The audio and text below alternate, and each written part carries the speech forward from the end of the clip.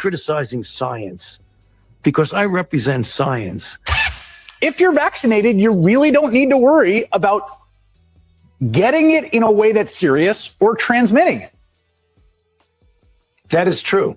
That is correct, Chris. It'll either protect you completely against infection, and the chances are very likely that you'll not be able to transmit it to other people.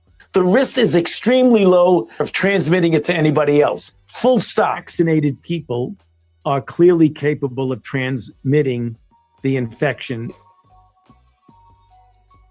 When you're in the middle of an outbreak, wearing a mask might make people feel a little bit better. If people are not wearing masks, then maybe we should be mandating it. I often myself wear 2 masks. And I'm quoting you now, at the population level, masks work at the margins, maybe 10%. To hear that they only work at the margins, maybe 10%, would make a lot of people ask, okay, then why was I wearing a mask? You're really attacking not only Dr. Anthony Fauci, you're attacking science when you say that this is going to go away tomorrow like magic, when you know that there's no chance it's going to just disappear. We hope this just goes away, burns itself out. So my question is, why weren't you straight with the American people about this to begin with? So the bottom line is, it's a guesstimate. I gave a range. It seemed in that quote to suggest that you were basing your recommendation on polling and what people could accept. Is that not what you meant? No, I mean, it's a bit of that. We're seeing all of these school closures around the country. Is that the right move for children and families? You know, and I think what's going on right now is generally an appropriate approach. You want to start doing something to socially distance yourself. How dramatic that is, closing schools and doing other things, should be proportionate. It went too far, that particularly for kids who couldn't go to school except remotely, that it's forever damaged them. Well, I don't think it's forever irreparably damaged anyone. The U.S. Surgeon General has called it an urgent public health crisis, a devastating decline in the mental health of kids across the country. According to the CDC, the rates of suicide, self-harm, anxiety, and depression are up among adolescents. And the record will show, Neil, that we didn't recommend shutting everything down. First of all, I didn't recommend locking anything down. I recommended to the president that we shut the country down. And that was a very difficult decision because I knew it would have serious economic consequences, which it did. Yeah. Because if you look at the people that are politicizing me, there's somebody that all the way over on one level. But there are a lot of other people who look upon me the way they should, as a non-political person that I am. They're not doing it because they say they don't want to do it. They're Republicans. They don't like to be told what to do. And we got to break that. But now is the time to do what you're told. Where did this virus come from, do you think, today? Did it come from a lab? Was it man-made? When you have the animal-human interface and you have animals that come out of the wild that are sold at these open, what they call them, wet markets. Place of origin was not within the market itself. No, I don't think you could say that. There's a report today that another intelligence arm of the U.S. government, this is inside our energy department, has joined the FBI in concluding that COVID began with a lab leak in China. That the NIH has not ever and does not now fund gain-of-function research in the Wuhan Institute. We now know that a bat coronavirus was enhanced in the lab. The National Institutes of Health acknowledged that it funded research of a virus that was studied at the Wuhan Institute of Virology. The experiment unexpectedly, we're told, made a bat coronavirus more contagious than the original naturally occurring one. Take an animal virus and you increase its transmissibility to humans. Right. You're saying that's not gain of function? Yeah, that is correct. And Senator Paul, you do not know what you are talking about, quite frankly. And I want to say that officially. You do not know what you are talking about. They took animal viruses that only occur in animals and they increased their transmissibility to humans. How you can say that is not gain of function? It is not. What we're talking about now is the gain of function research in studies that increase predominantly the transmissibility as well as pathogenesis and alteration of host range of the virus. Nobody's lying here, Senator. It is you. I'd have to laugh at that. I should be prosecuted. Ooh, what? But they're really... What happy August, y'all? Ooh. Can you hear that? Can you hear that? No. Oh. All right. Good morning and happy August the 1st, y'all. I see you. I appreciate you. Guess I don't need this, child. See you. I appreciate you. Hit the like button for me. I'll get it figured out one of these days. I thought I updated it and that would help. Unplugged it and thought that would help. Can y'all hear me? Testing, 1, 2, 3. Let me get it together. Good morning, good afternoon, good evening. Shout out to all of y'all. I see you. I appreciate you. Please make sure you hit the like button, subscribe if you are normal. If not, carry your ass. But I know you won't. But all views matter, so it's all good in the hood. Watch your mouth because the mods will handle you. Good morning and happy August the 1st to Anthony Fauci because he did nothing wrong. He did nothing wrong, and now all of a sudden he can't answer any questions. But he most certainly was like, "You better do what you're told. You better do what you're told." You know what he was saying? He was like, "I don't know who y'all think you are, but I'ma tell you. I'ma tell you. You're not gonna tell me. I'ma tell you. I'ma tell you." You heard what I said? Because I'm going to tell you. You're not going to tell me. I'm going to tell you. But there are others who had things to say as well. How quickly they forget. Right now, the COVID-19 vaccines are available to millions of Americans. And soon, they will be available to everyone. This vaccine means hope. It will protect you and those you love from this dangerous and deadly disease. I want to go back to work and I want to be able to move around. To visit with Michelle's mom, to hug her, and see her on her birthday. You know, I'm really looking forward to is going to opening day in Texas Ranger Stadium with a full stadium. We've lost enough people and we've suffered enough damage. In order to get rid of this pandemic, it's important for our fellow citizens to get vaccinated. I'm getting vaccinated because we want this pandemic to end as soon as possible. So we urge you to get vaccinated when it's available to you. So roll up your sleeve and do your part. This is our shot. Now it's Roll up your sleeve and do your part. up to you.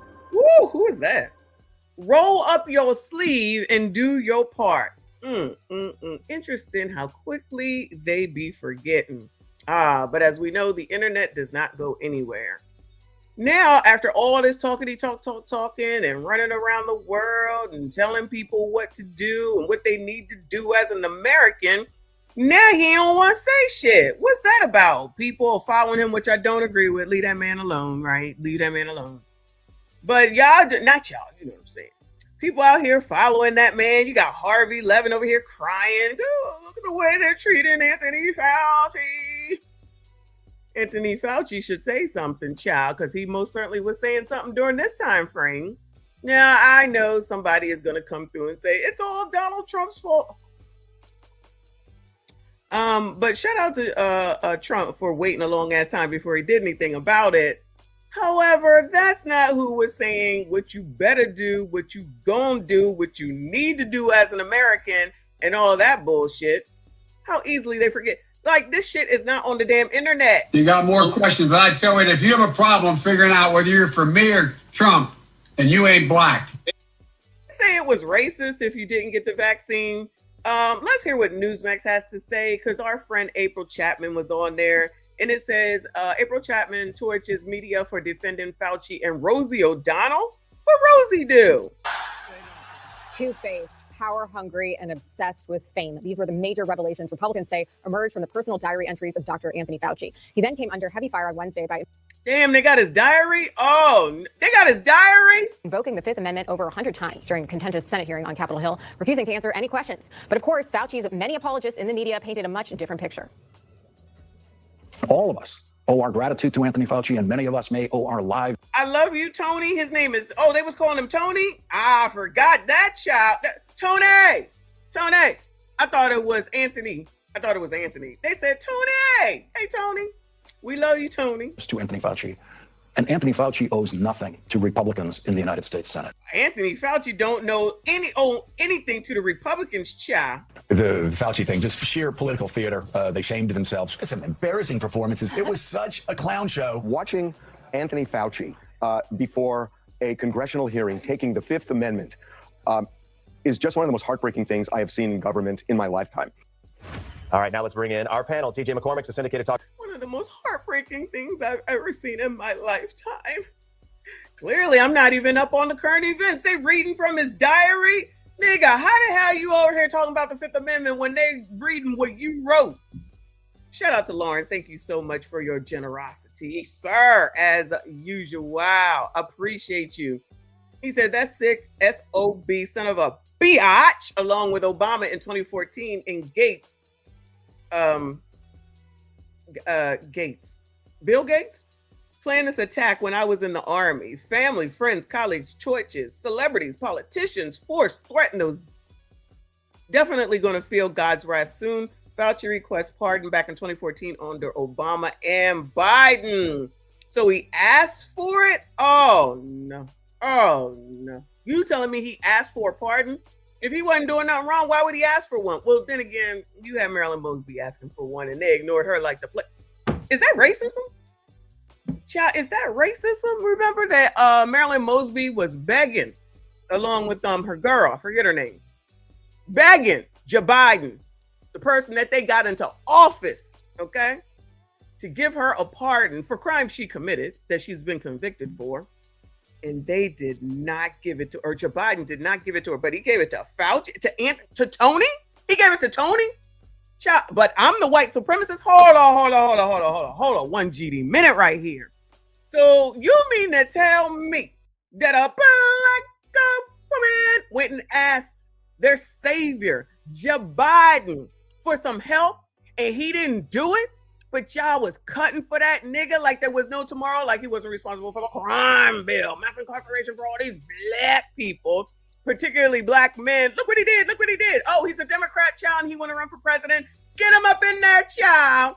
Clyburn, get his ass on up in there. Yeah, we got him on up in there. Now he gonna help the blacks. Yeah, he came up with fake ass jobs. Then as soon as Trump came in and said, child, y'all gotta go because these ain't no real jobs. And y'all want to blame daggone Trump for that? Banana meet the tailpipe. But Fauci ain't got nothing to say now after all this talking. After, child, every day we going to talk about Anthony Fauci from back in the day. That's what we going to call it. Back in the day with Anthony Fauci, okay? Because there's so much and a lot of things that I didn't remember that as I'm looking into it, it's so many things and so many celebrities that was on that shit talking about y'all need to do it. You not an American. You better do it. Herd immunity. I totally forgot about that phrase. Y'all better go ahead and do this. You're not really an American. How could you do this to your fellow man? You're supposed to care about people, humanity, blah, blah, blah, blah. They had no problem letting Anthony Fauci, Tony, and Joe Biden tell y'all what to do. They was telling y'all, you better do it. It's mandated. You can't go here if you didn't get it. You can't go there if you didn't get it. You can't go here if you didn't do it. You can't go there if you don't do it. How quickly they forget. How quickly they forget. Now there's all this empathy and sympathy for Anthony Fauci. Now he don't want to talk. After all that talking that he then pushed so many people into getting, that people still get it today. Haynes, thank you for the hiding jewels. I see you. I appreciate you. Y'all hit the like button for me. Let's hear what April and this man got to say over here on Newsmax. Radio host and a Republican communications specialist, and April Chapman is the host of Unshakable with April Chapman and a Project 21 ambassador. April, what do you make of the sort of rewriting of how the conversation went with the Senate as it pertains to Fauci? Is it fake news? If you want an example of what gaslighting and projection looks like, look no further than what you just witnessed from the lamestream media. Notice the standard. They've spent an enormous amount of time doing what I call narrative curation. They are creating a narrative that is trying to convince the American people that Fauci is a hero when so many of us, our lives were devastated by this man's lies and misrepresentation. Then on top of that, when Republicans investigate Democrats, they want you to believe that it's political theater. But when the Democrats have to investigate someone, they're protecting democracy. Girl, I love that outfit. All right, let me pay attention. Right. And the Democrats, they all got up from that hearing very early on in the process. Oh, kind of like, you know, the gerrymandering. When Democrats do it, it's okay. When Republicans do it, it's racist. Isn't that interesting how that worked, y'all? I tell you. I mean, TJ, they really flipped the script here. We saw Joe Scarborough. He said it was actually the Republicans questioning that was embarrassing, not the answers of Anthony Fauci. Yeah, no, listen, I had to get sober. What answers? What answers? For 21 years ago. I haven't heard this much denial since I showed up at my own intervention. Okay, good for you. And if I could have pleaded the fifth that day, I'd have been Fauci times 10. Anyway, thank God I'm still alive today. Mhm. Yes, no, it is a political theater. And you know what? What really gets me too is it's theater on the part of Republicans, just like April just said. And yet, at the same time, the Democrats, there wasn't one intellectually honest moment for any of them. There wasn't one intellectually honest moment outside of possibly Senator Fetterman, you know, where somebody could have said something about maybe shutting down schools and stunting the social growth and physical well-being of young children who should have been socialized and in school and not masked. No, it was an embarrassing day on all sides for all of them. Yeah, let's talk about this. Rosie O'Donnell, you know, one of Trump's biggest fans, she was on a podcast hosted by Anna Navarro of The View, quite possibly setting herself up for a defamation lawsuit, actually, from none other than President Trump. Take a look at this. When I saw he got the Republican nomination, I was positive that he would not win. We were not going to elect a man. Before she finishes, right? When Trump was running for president the first time, many a persons took it as a joke. Many a persons took that shit as a joke. And I sat there and I said, child, this man about to be president. This is before he even got the nomination. I'm like, because he's a reality star. And the coloreds like him because, well, before he became Republican, the colors really liked him.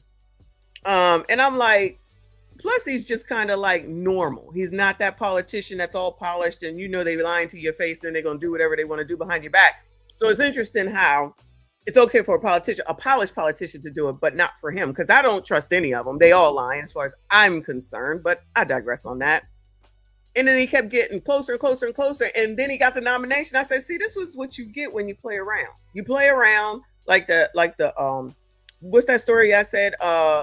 Is it the three little pigs that was building the house and the one was playing and y'all thought it was all games, huh? Y'all thought it was all fun and games, huh?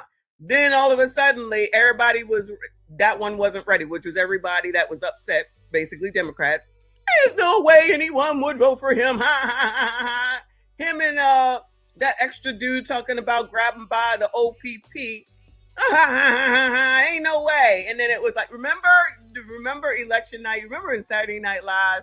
Oh my God, Saturday Night Live was great during that first election, right?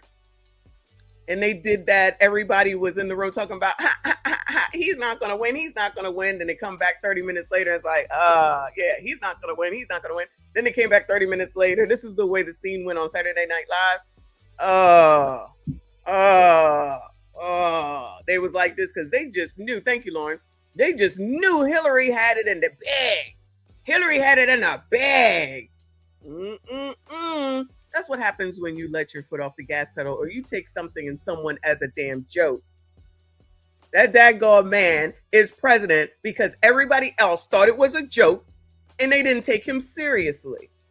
And then he got in here saying the shit that he said, oh, well, he's racist. Well, he's racist. Well, child, according to what we see on the internet, he wasn't racist before. But now because he's a Republican, he's racist. Then got his ass on up in there. Y'all's mad. Everybody mad. Then that's when everybody started getting crazy because they were already crazy. Liberals, progressives, Democrats. Now y'all done created DSA, crazy And child, instead of focusing on what you need to do, meaning the politicians on the Democratic side, and what you need to do to try to win people over in order to vote for you, you're not doing. You're still focused on him. And y'all so focused on him that y'all not telling anybody anything. Because that's what Cam was doing when she was up there. That's what Jasmine Crockett did when she was up there. Orange man bad, Trump bad, Trump bad. Yeah? How does that help me in my life? It doesn't.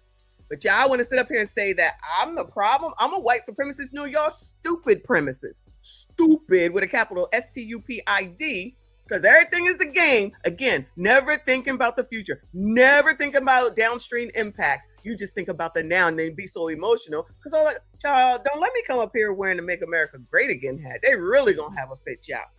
They really will have a fit if I do that. But come on, Rosie, what you got to say? Because, child, if she hanging out over there with the biatches on The View, I know she ain't got nothing good to say. When I saw he got the Republican nomination, I was positive. Wait, didn't she lead a country? Didn't Rosie O'Donnell lead a country? Ain't she ABCD? I feel like I don't know. Other than President Trump. Take a look at this. When I saw he got the Republican nomination, I was positive that he would not win. We were not going to elect the man who led an insurrection against the United States, who's a convicted sexual rapist. Oh, she talking about the second time. I'm talking about the first time. I'm talking about the first time. She want to talk about the second time. That's fine. Go on, girl. Go on. You can't say rapist, you'll get in trouble. And I can't wait for that female reporter to shut him up the next time he says something. How about a right to his face? You pedophile. Who do you think you are? A depophile? That's what she's saying? A depophile? Is that what you saying? Ooh. Oh, she did. And she went to Ireland and she back? She back? Why'd she come back? He's still president. Remember all the people that was like the first time? I'm thinking about the first time since we going back in the day with Fauci and everything. Things are coming to my mind. I'm like, child, I thought y'all was leaving the country. Why y'all come back? He president. Why y'all come back? Everybody's supposed to be leaving the country. They still here, child. I'll be so confused. Do y'all mean anything? Do y'all mean anything that you say, or you just be saying shit? Oh yeah, y'all just be saying shit. But oh, Anna Navarro. I thought it was the other one. Child, I forget her name. That's what I would say to him. My goodness, April, she seems to have a lot of TDS. George Stephanopoulos said the same thing. ABC had to pay $16 million. Trump has never been convicted of rape. This was the E. Jean Carroll case where it was libel for sexual abuse. That is all. And the civil threshold is much lower than criminal. What do you think should happen to Rosie? She cannot seem to get President Trump out of her head. Damn, April, you wearing that dress. I love it. You know, the media culture here is astonishing because can you imagine if a conservative celebrity publicly called Barack Obama or Joe Biden a pedophile without evidence? There would be so much endless cable coverage demanding an apology, accusations of dangerous rhetoric. I hope that Rosie O'Donnell has a huge reserve of assets because I would sue the pants off of this woman. And instead, well, you know, Trump has no problem with suing people. So, you know, he don't really care for Rosie O'Donnell, if I'm not mistaken. Correct me if I'm wrong. And if she's talking to The View, I'm pretty sure, you know, he doesn't. But all these people out here thinking they can say whatever it is that they want to until the time comes when it's like, oh, I guess I shouldn't have said that. But maybe Rosie has money for days because she used to be on The View and she used to have her own talk show. And I guess people liked her. I never liked her. I really don't. You have Hollywood leftists. They treat these statements as entertainment, knowing how it can lead to radicalization, such as examples of what happened to Charlie Kirk. We've normalized accusing political opponents of some of the worst crimes imaginable without evidence, and she should be held accountable for her words. Yeah, there's no question. A lot of people have been saying this in Hollywood. I saw the Jack Reacher actor saying the same thing. Something needs to change, I would think. Yeah, very Jack hard Reacher. there. April Chapman, TJ. I thought Jake Reacher was a Tom Cruise character. Who the hell is Jake Reacher? Do y'all know? Anyway, shout out to April. Yeah, girl, she wearing that dress. I gotta find that. All right, so that's what's going on with our Fauci moment of the day. But please know and understand that this is going to be a regular segment because there's so much to talk about with regard to Tony Anthony Fauci that allowed all the rich people to do what they wanted to do while he told all of y'all what you better do. And many of people went and did it and complied. So if you didn't get the vaccine, shout out to y'all. And if you did, hope all is well. And I promise you, nothing like that is ever going to happen again. Ain't nobody going to put up with that. Moving on. Where shall we go? Let's go see Boyce. Shout out to Boyce. I know a lot of y'all don't like Boyce Watkins. Okay, calm down. It says, he did this whole post here. It says, what would our ancestors from the 40s say about the year 2026? So y'all already know that I'd be like, which ancestor would be so happy to see all the whoredom going down here in the community, all the things that are now accepted, the wanting to go back to segregation after fighting to not have segregation. And then when you get segregation, then you call it racism. Child, you can't win for losing. They got a new person for the Reacher series. All right, so I'm not crazy. I thought it was a character. Anyway. Boise wrote, for generations, we've marched, protested, voted, prayed, and sacrificed. Yet when you look at the numbers, too many of the most important measures of Black quality of life remain painfully stagnant. The Black family has weakened dramatically, with a majority of Black children now born outside of marriage. The median wealth of Black families is still only a fraction of that of white families, and the racial wealth gap has barely changed over the decades. Boys, that's because of racism, child. I don't know where he going with this. Allegedly. Black home ownership still trails white home ownership by roughly 30 percentage points, almost the same gap our parents and grandparents faced. Too many of our neighborhoods are overwhelmed by violence. They There are places where our own children cannot safely play, and our own elders are afraid to walk outside after dark. We know that to be true. Millions of hardworking Black families are still living paycheck to paycheck, one unexpected bill away from financial disaster. I'm tired of watching us celebrate symbolic victories while ignoring economic realities, the thing that really should be concentrated on, but they're going to do what they're going to do, guided by MFers who continue to increase their economic stability while theirs remains the same down here. But what the hell do I know? I'm tired of seeing talented Black people spend billions as consumers while owning so little as investors. I'm tired of watching generation after generation inherit struggle instead of wealth. That is exactly why we created the Black Business School. So looks like Boise created a school, but let me go ahead and play his video because I ain't interested in that. I heard that in 2026, most Black children can't even read at grade level. Baby, after everything we fought for, that can't be right. I heard that in 2026, our neighborhoods are so dangerous, folks are scared to let their children play outside. Lord, don't tell me freedom came with that price. They told me that by 2026, we'd finally catch up economically. Then they said the wealth gap barely moved. Well, somebody forgot to pass down the money. So you're telling me in 2026, more folks own fancy sneakers than their own homes? Now that's some backwards progress. I heard these children grow up and many of their grandchildren can't read. We were building schools. What happened? I heard in 2026, we spend billions every year, but still don't own enough businesses. Sounds like somebody mastered spending before ownership. They told me families don't stay together like they used to. Honey, strong roots don't grow by accident. I thought the next generations would inherit opportunity. Instead, they inherited debt. Somebody changed the plan. I heard in 2026, folks know every celebrity, but don't know who owns the bank. That's an expensive hobby. I heard that. Oh no, I can't even use the soundboard. Where they do that at? Is that true? Or is Boyce lying? You know what? I should have named it Oppressor versus Clown. Actually, you're right. I should have said Oppressor. My bad. I'm sure there'll be a part 4 and I'll do Clown versus Oppressor. Okay, so thank you for reminding me. I did it wrong. Prince, thank you so much. Bowie said, sounds like bitch ass ninja syndrome to me. Listen. They must be lying. Remember, I'm the one that already asked, what would the ancestors feel like? And lo and behold, look at Boise coming up with this. I believe him and what it is that he put up here. Who's gonna come back here and say, yeah, you guys are doing a great job, girl. You doing a good job, girl. You doing a good job. I don't think so. Let's hear it again. In 2026, most Black children can't even read at grade. Well, we did witness that in Philly. Shout out to Philly. And then they tried to make the young man that did the video be the problem instead of facing that the problem is the fact that y'all's kids can't read. When I was younger, shout out to Generation X, my mama wasn't having that. Y'all's mama's too busy trying to go to Miami for the damn weekend so she can whore it up. But that's what y'all support. Shout out to Sexy Red and the rest. And spin that. While y'all sitting up here going back to pick out music that we used to listen to. But the part that you can't seem to corroborate there is then you complain about how much money we allegedly have and how easy that we had it. So that means we wasn't fucking off. That means we were working. We don't want to work. All you all did was work. Yes, we worked. And that's why we were where we are now. And y'all are out here whining and complaining. So you want to point out the music and say, but you did it too. Sure did. And didn't become whores. Most of us. Because I'm not going to act like there weren't any. But we didn't become whores and let the rest of the world just burn. We still took care of our families. We still got married. We still cared about our community. And we still did things to make sure that most of your crumb snatchers wasn't out in the damn streets acting like jackasses. How they gonna sit up here? Because Generation X, I got a video I'm working on for the Generation X channel where they still out here complaining, which means that we still got to roast them. Talking about how we not letting go of no jobs and we still working. Well, what the fuck we supposed to do? Oh, be home to watch your funky ass gremlins? Child. Nah, that's all you.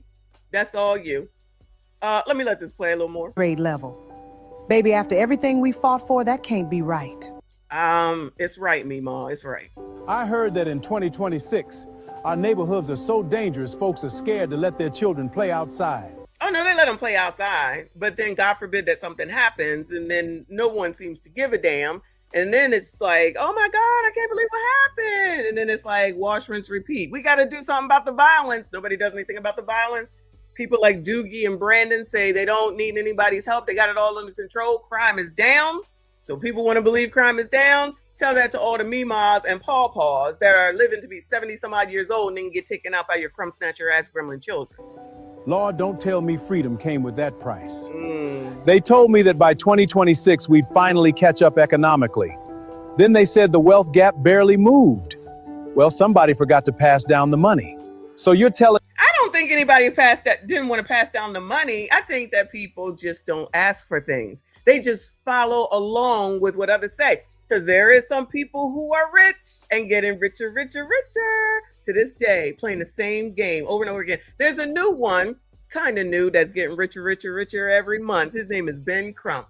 But he's the black people's AG. And a lot of people want to follow behind whatever the hell it is that he say. Because they love him so much because he care about racism and getting rid of, he care about the truth. Okay, all he care about is the truth. And for some reason, they want to follow that nigga and give money wherever he says to give money at. So then that means that's money that you don't have. That means that you actually do have money because you've been complaining for, what is this, 2026? 6 years that you ain't got no money. I ain't got no money. I ain't got no money. Seems like you do have money. Like I said, you just like to spend money the way that you want to and not for what you need to. And then we'll turn around because, yes, I'm talking about women mainly, even though we got a lot of low testosterone males. Don't get it twisted. We do.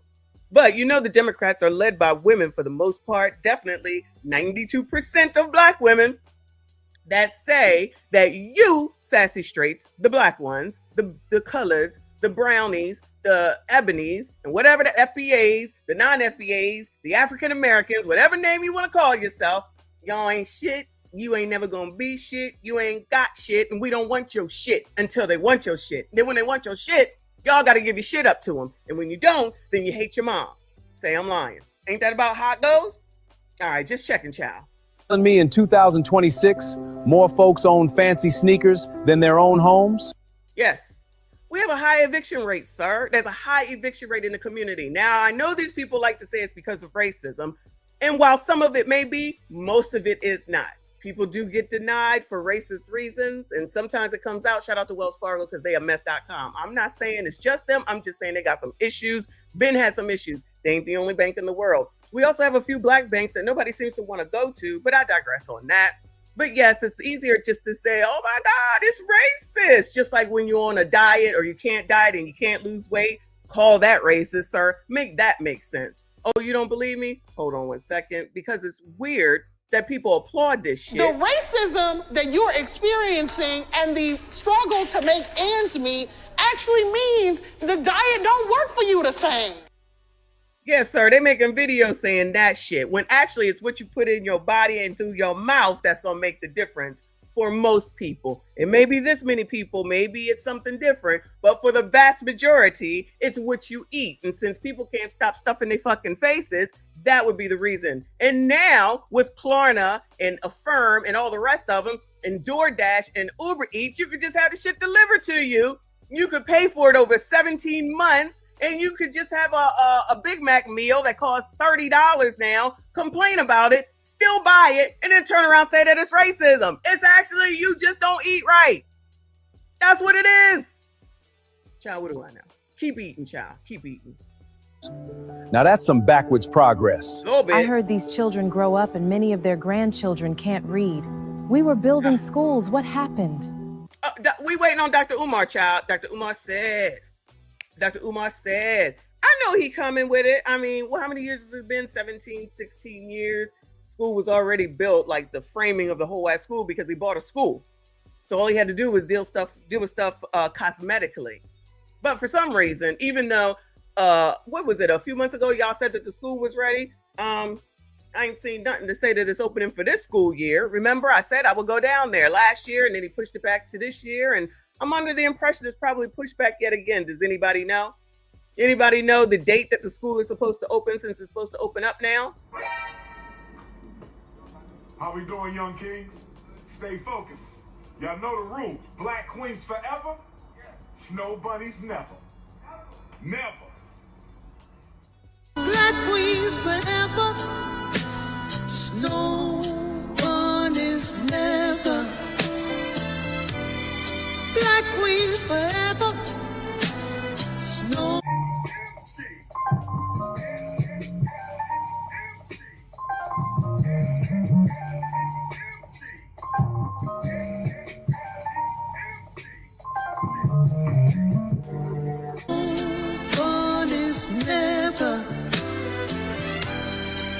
Black queens forever. Y'all know the rules. Black queens forever, snow bunnies never. I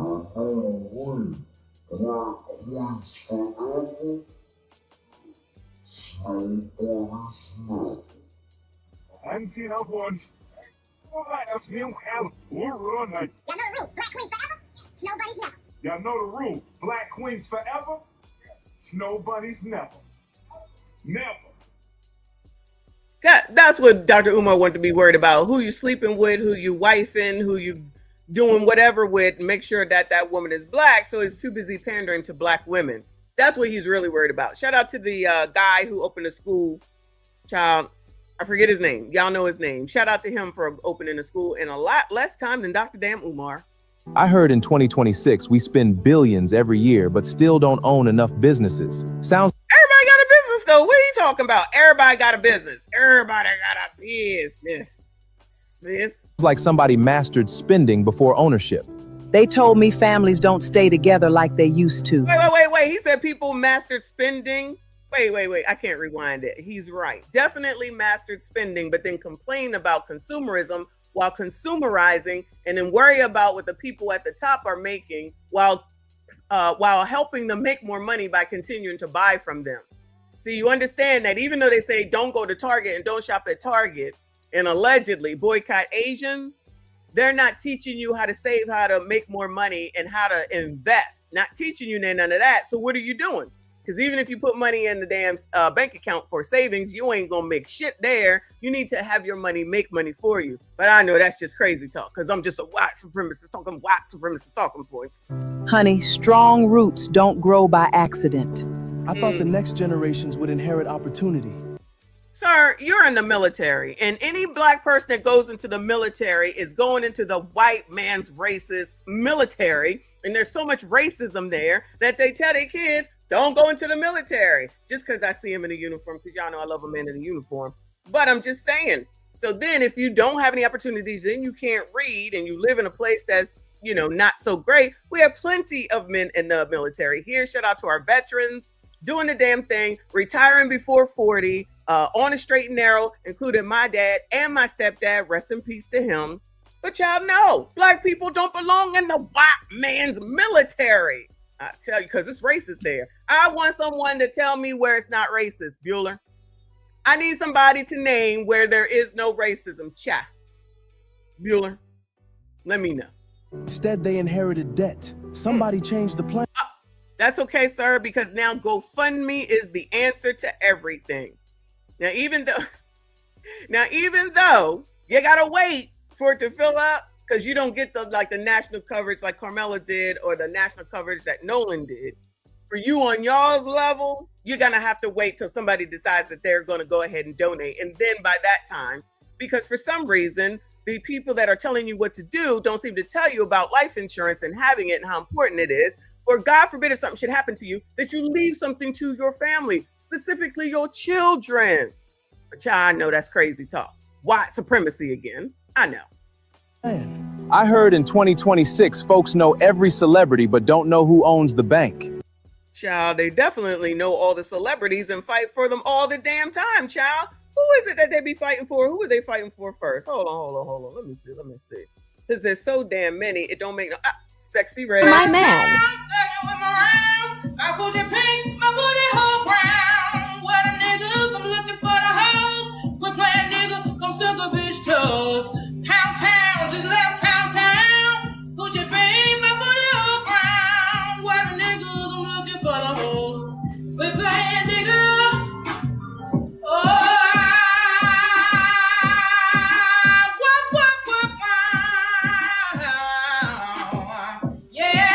See my man. I put your pink, my booty hole brown. What a niggas, I'm looking for the hoes. Quit playing nigga, come suck a bitch. The standard now is there are no standards. That's what the fight is now for, sir. Just FYI. Shout out to our blue collar workers, even though I think postmen are a federal job, if I'm not mistaken. That's an expensive hobby. He cute.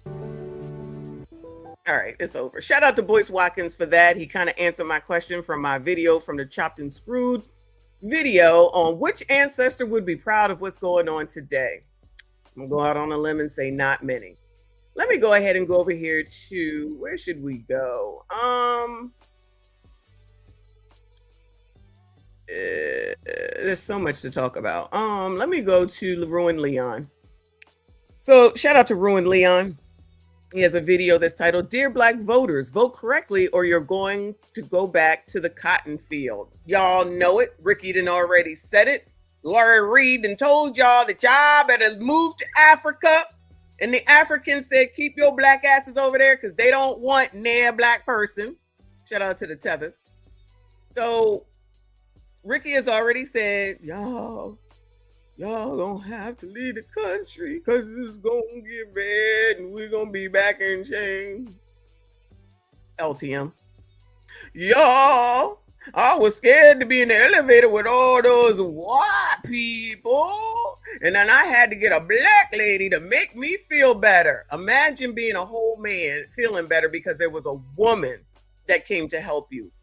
Ladies, black women, misandrous. So y'all try to tell me with all this feminism and the misandry and all that shit that you gonna allow a black woman to go to the rescue of a black man? Where they do that at? That don't make no sense. That's not what y'all stand for. You don't like men until you do. Oh yeah, during that special time when you're taking all that pleasure.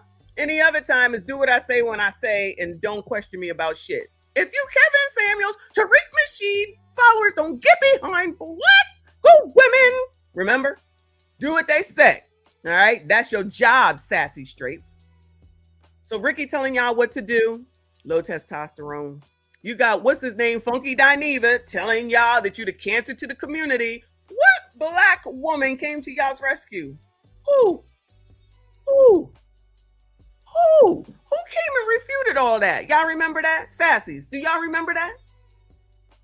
All the black women was in the comment section. Yeah, tell them, yeah, tell them, yeah, tell them, Remember that? Remember that? And I said, maybe this is why y'all have issues with relationships, because you're disrespectful to the people that you claim that you want to be in relationships with, that you said are nothing and no good and don't do you right. But look at what y'all do every day, all day on this damn internet. And then you're going to let an ABC deer moonwalk his way on out of there like he's not a black male, excuse himself right on up out of being a black male in the black community. And then y'all going to allow that ABCD, of which y'all can't do nothing with because he's ABCD, let him go and talk negatively about the half of the fucking community, and y'all thought that would work out? So doing that would get them to come and do what you want. That's what you thought. And now that it's coming upon election time, because that's what most of this shit is about right now, you're going to say, y'all got to vote for, insert whoever the fuck they want as a Democrat. Y'all got to vote for, you better vote for, and it's going to be better. Or you hate your mama. You think I'm lying? Am I lying? You must be a white supremacist if you don't vote for insert person. However, when the NAACP, National Association of the Advancement of Colored People, because y'all hate that word, colored people, down there saying that as a colored community that's supposed to be helping the colored community, saying go vote for these white people over those black people, because yet again they show and prove who they are. Y'all just love to ignore it.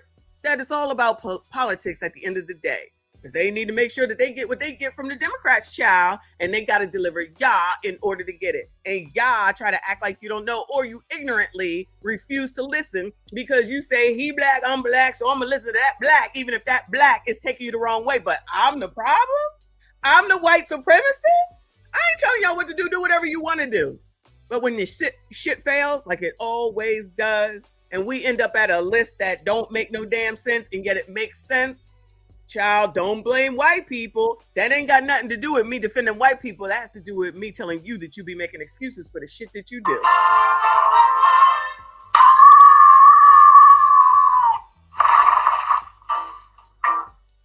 Child, but let's listen to Leon. Shout out to Ruin Leon. I think it's time for us to take a look at the whiteboard. It's been a while. We haven't really seen too many bombastic ideas, but I think it's a perfect time for right now, all of us, to see what's going on the whiteboard. It's a GOP war on Black America. And if we don't stand up and fight back, we're going to be back in the cotton fields. Motherfucker. Woo! Yeah. If y'all don't stand up and fight back, you gonna be in the cotton fields. Child, Ricky already said that y'all was gonna be picking cotton. Anybody picking cotton yet? Bueller, raise your hand. I'm not. I'm just showing you. Raise your hand. Anybody picking cotton yet? Bueller. All this stupid ass rhetoric that these niggas be saying, trying to scare people. How many times do I say it's about fear mongering?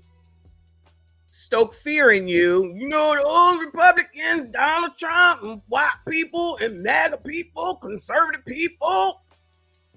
This is going to lead us into clown and the oppressor. Anybody picking cotton yet? Bueller, raise your hand. Anybody enslaved and in chains? Because Ricky said that too. Bueller, raise your hand. Bueller, anybody? Don't forget. Yes. Don't forget this slogan. Where did it go? No voting, no fucking. Vote or die. Vote like a black woman. Anybody in chains yet? Ricky said, "Yo, I'm not gonna be making change." Imagine listening to a low testosterone male talk about what you gonna be doing. What you gonna be doing? That y'all need to leave the country. That nigga got more money than most of us. He's still here, still taking that white man's check from that job that he has too. Now you can listen to, who is this? Hank Johnson, child. Who the hell is Hank Johnson? Oh, he over here on Roland Show. That makes about sense. He must be Boule D9. Y'all don't want to act. Y'all want to act like that's not a thing. That's okay. We're gonna take a look at that today. We got shit to cover today. So buckle up, Buttercup, and be here or be square. Fucker, you can't come up with anything else. Not anything else going on in politics right now that should concern a voter. That if they don't vote a certain way, things are gonna get worse. You had to immediately go into, hey, black voters, you're in trouble because if you don't make the right decision, you're back on the fields. I thought we was. What? Why are he talking about reparations? Why he not talking about we need to talk to them about getting reparations? Because this is how it goes. It's like black people are scared to ask for something. Remember when Cam was running? Shout out to the regular smegulars. And they wouldn't think about none of you sassy straights, the black ones. They wasn't thinking about y'all. Then all of a sudden, Obama came out here and said, y'all better get it together because y'all not acting like you like her, like you liked me. Y'all better go ahead and vote for that black woman who's not black, but I digress. Y'all better get behind her the way that you got behind me because I said so. Like he's somebody's father. The man that said, even if you married and you have a man in the house, you need to bring an ABCD into your home to teach your sons, not your daughters, but your sons, not your daughters, but your sons, in case they have questions about ABCDism. Is that why y'all will willingly listen to what Funky Dineva says about the whole ass black men and allow that shit to fly and say, yes, yeah, tell them, child, while disparaging the same people that you end up needing at the end of the day. But again, never think about downstream impacts. Never think about what it is that you're doing that will affect things in the future, because that will require you to use this thing right here between your ears, which too many people just need to get a lobotomy. Shout out to Trinidad when he said that. He is absolutely right. But go ahead. Supposed to be back on the field in 2016. Then I thought we was already supposed to be back on them. What, 2024? Yes. Like, what happened? What happened? Did we delay it? Did we stop it? Did we shield it? What now is going on that has you so convinced that if we don't reach a certain criteria in the voting come the midterms, I and everyone else who just so happens to be black, great days never finish. Massa got me working. Like, what? And when I talk about fighting back, I'm not talking about taking up arms. I'm talking about taking it to the streets in protest, and also by exercising our taking it out to the streets in protest. So this man is probably 70, 80 years old. That's not me being rude because I'm 55, okay? But I do know and understand that there comes a time that it's time to let it go and let the younger people, even if they fuck it up, they'll learn, right? You got to let it go. They don't want to let this power go. They don't want to let this political stuff go. They like to be in power. They like to be in charge, which is what they say. The CEOs and all those people, they're wrong and they're bad because of what they do, because they like power and they want to be in control. But these same people that you're listening to want the same damn thing. I don't know why you don't see it. They get paid from this shit. They get richer. They don't give you no tea on what to do. And you stay in the same damn place. And they tell you it's because of racism. Well, how the fuck did they do it? Do y'all even think about that? Do y'all ever ask any questions? Shout out to questions, because even Ben Crump said, you gotta ask some questions. Ben, I be asking questions, and they be mad because I be asking questions, even though I was asking questions before you said it's okay to ask questions, because I already know you got to ask questions. Over a cliff, child, over a cliff. Shout out to Representative Hank Johnson. Protest, child. Fuck that's going to do. But protest, yeah. It's just right to vote. We're going to have to get out in November and vote, like John Lewis said, like our lives depend on it. Oh, raise your hand if you've ever heard your life depends on it before, Bueller. Every GD election, you got to vote like your life depends on it. You got to vote this most important election of our time. How many times have you heard that, Bueller? How many times have you heard, this is the most important election of our time? This is the most important election of our time. This is the most important election of our time. You see how you use shit too soon and then it doesn't really work anymore? For the intelligent anyway. Child, I thought the last time it was. I thought the time before that it was. I thought the time before that it was. I thought the time before that it was. I thought the time before that it was. I've been hearing that every year since I've been voting. I've been voting since I was 18 damn years old. Every presidential election. It's the most important election of our time. It's the most important election of our time. Child, there's a lot of times that everything is so important, child. This is crazy talk. Is this thing on? Hold on a second. Yeah, it is. My bad. Beats for Days, I appreciate the thumbs up. Thank you so much. Oh God, Lord, have mercy. Hold on. ODOGs. O-Dogs. Oh, O-Dogs. Thank you, boo. Thank you for the gold coin. I appreciate you. Y'all hit the like button, subscribe if you are normal. Come on, child. What else, Hank? What else? And I guess if we don't, we all just back in trouble. Because our lives do depend on it. What has gone on? I need an explanation from you into what has gone on that has led to this idea. Because you could talk about the various issues that have occurred that might have people in financial strait, in housing crisis issues, and those could be legitimate things to bring to a voter's attention and how they could change depending on who they vote for in the midterm elections. But instead, the soundbite is black voters. Do this or we're back in the fields.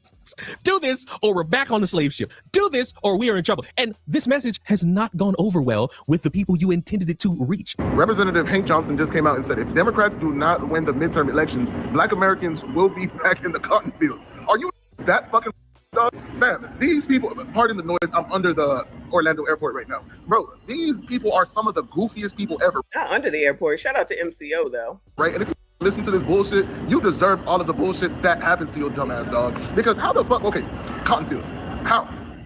Enlighten me, how? Because as of right now, this is a common scare tactic that they use on lower levels, right? And these lower levels keep falling for this shit. And then you have a lot of us regular black folks, Hispanics, whites coming out and telling people, how the fuck are they gonna send you back into a cotton farm, right? Cotton field, but you dumbasses do not. You say send back like we were ever there. I ain't never been to no cotton field, so I don't know about send back.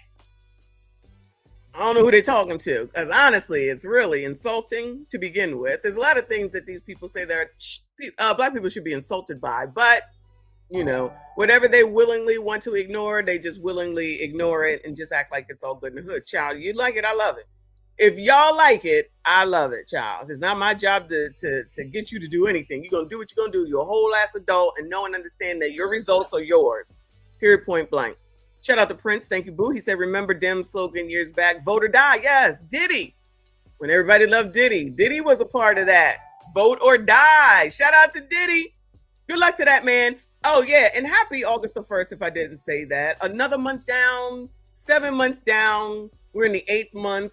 I always say, if you're still in the same spot, what the fuck are you doing wrong? I mean, if that's where you want to be, that's where you want to be. Sitting up here fighting fights that ain't got shit to do with you. They ain't going to change your life at all. You're still going to be stuck in the same place. Good luck to you.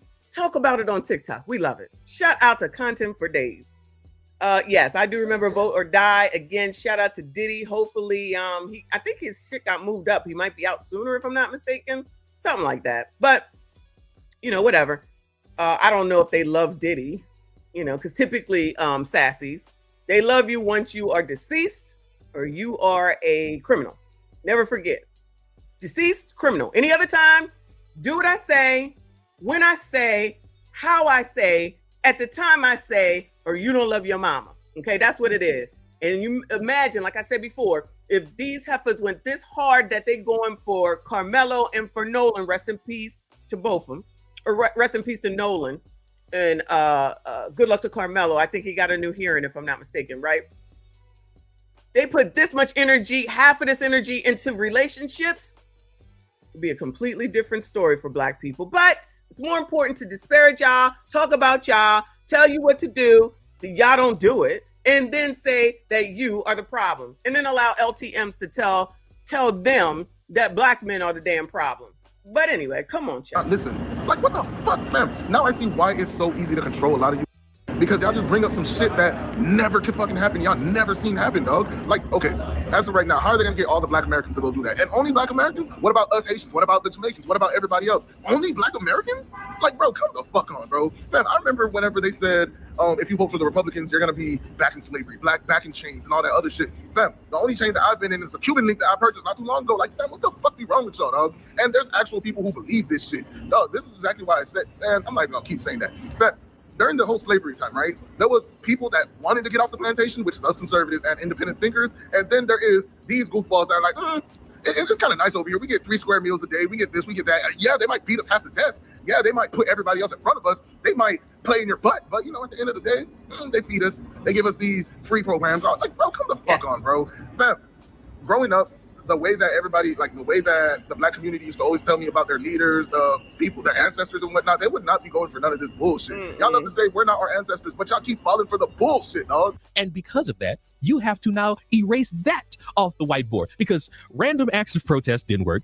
Stopping people and demanding that they care about your cause while they're trying to navigate their job descriptions while being at work didn't help. Putting on a front outside of an ICE detention center didn't work.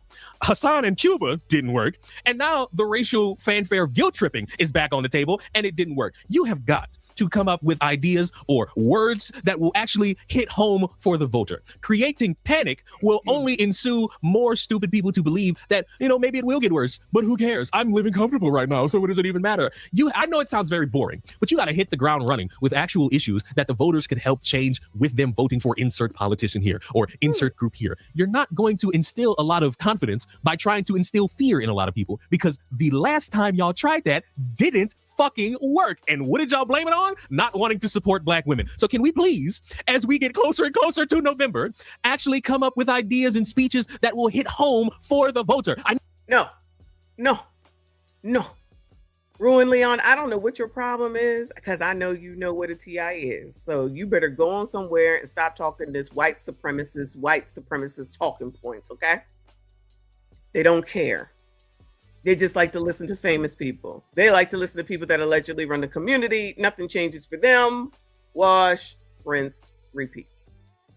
But anyway. No, very boring. It's not stylish. It's not curvaceous. Maybe bring in some big titty Latinas and tell them vote so that you can fuck. Do something that will entice somebody instead of these stupid little gimmicks, because they don't work. They don't have a good success rate. And then once we go past the midterms, and maybe let's live in pie in the skyland for a moment, we go past the midterms and they fail and they don't get their preferred out.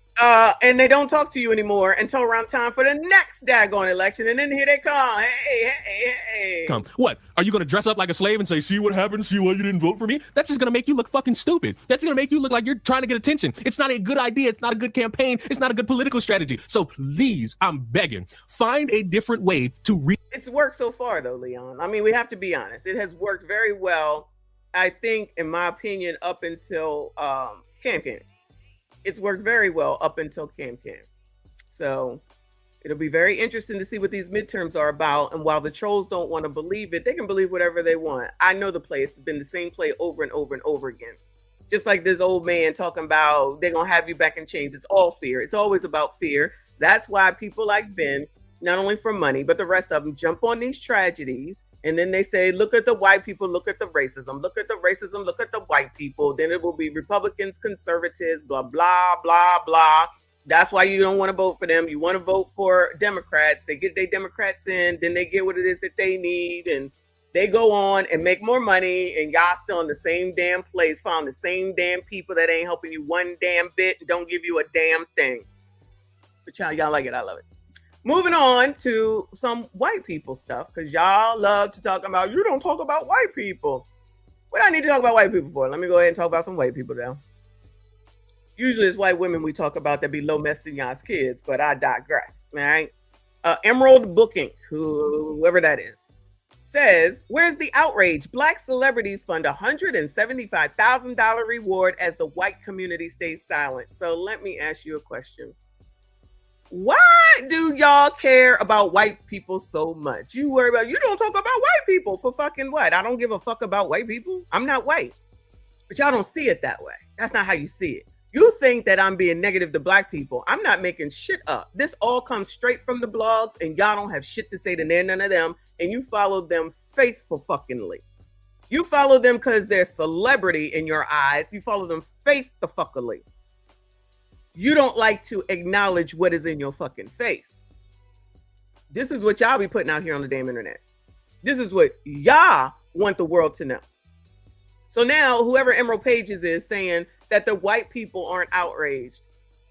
I feel like there's more white people outraged than Asians, but y'all like to ignore the obvious shit in y'all's face.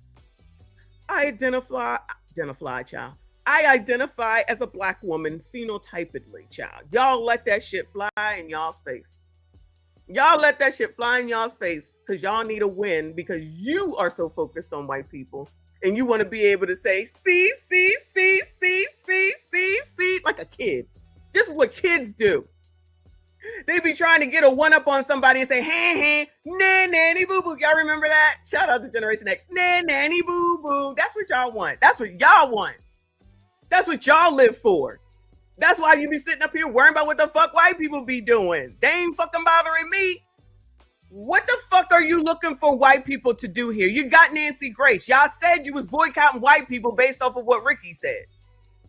Now it's where's the outrage from the white people? You got Nancy Grace in here to help y'all. You got all the white liberal, not all of them, but you got enough white liberal women out here ready to do whatever because they just chaos creators too.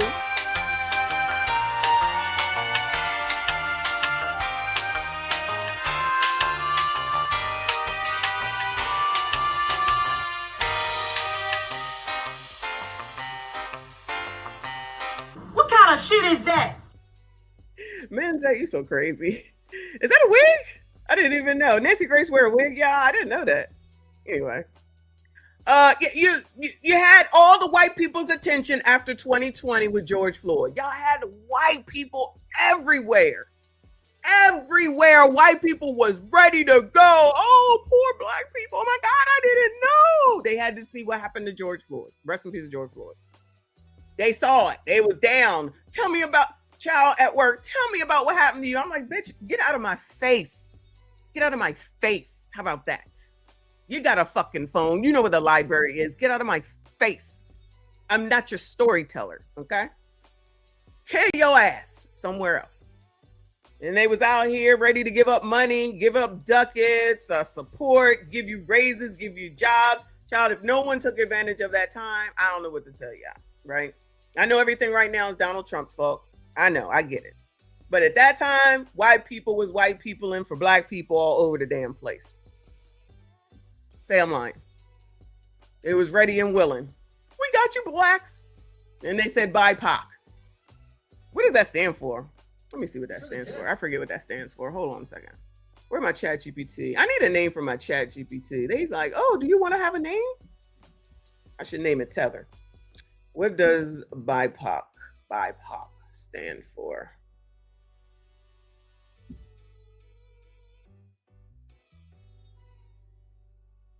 I'm gonna bring it over here. Thanks for the tip.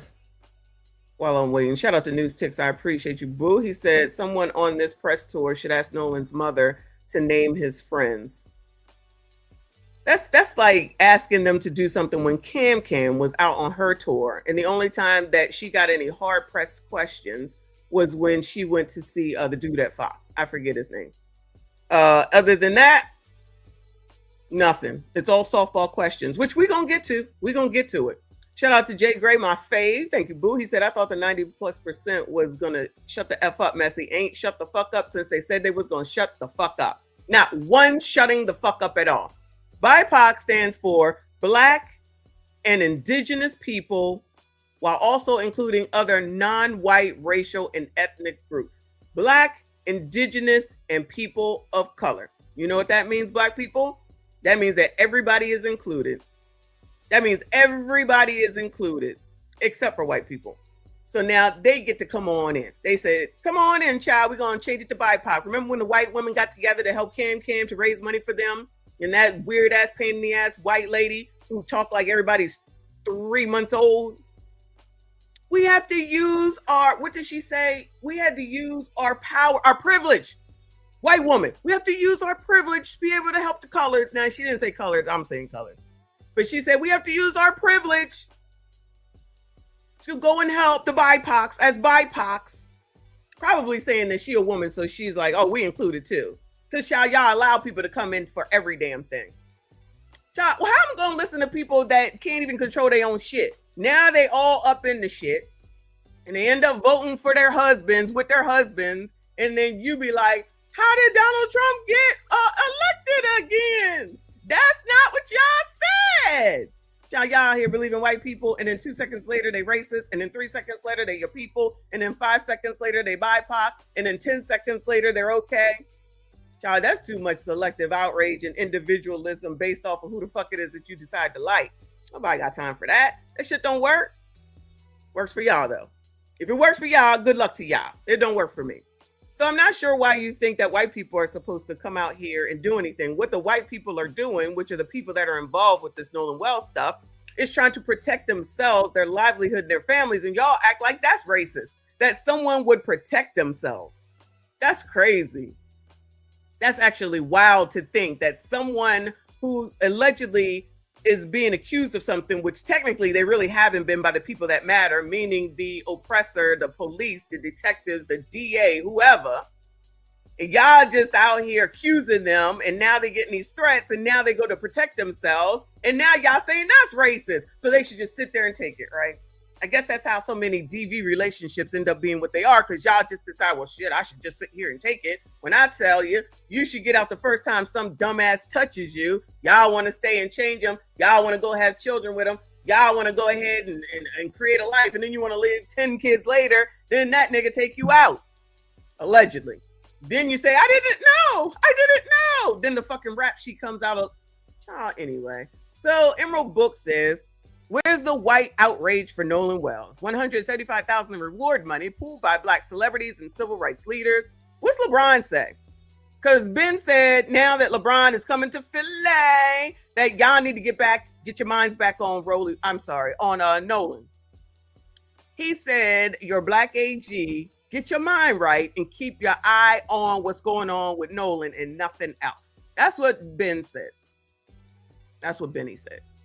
But you know, LeBron always typically come out here and be talking about these issues. How come, is he said anything? Because I ain't seen nothing. Not that he's required to, but usually y'all be worrying about all these celebrities and what they do. Honestly, I'm surprised y'all don't say, Kim Kardashian, can you help? Ciao. Why? Because 18-year-old Nolan Wells vanished, his body was recovered, and the white community has responded with a deafening silence. Well, with all the racism, that should not surprise y'all, right? What? It's the Deep South. It's Mississippi. It's where Emmett Till got taken out. It's where Medgar Evers got taken out. And now you talking about why the white people ain't helping out? Y'all sitting up here telling them that they all racist and that they lying, and you're accusing these people with no proof and you have no right to. And then you're saying that everybody is racist down there, including the oppressors, even though the Walmsleys was leading a very good life, including Nolan. But it's so much white supremacy down there. It's all racist down there. Child, they was definitely having a good life down there in racist ass Mississippi. I ain't had no problems when I was down there, praise the Lord. It says the facts don't add up. His phone and keys were brought back to the shore. He didn't leave them. We've debunked that. We know why that is. Witness statements directly contradict each other. Well, I guess, whatever. It took 6.5 hours to notify his mother. But yeah, notice that it says notify his mother and not that his mother notified anyone. But, you know, I digress.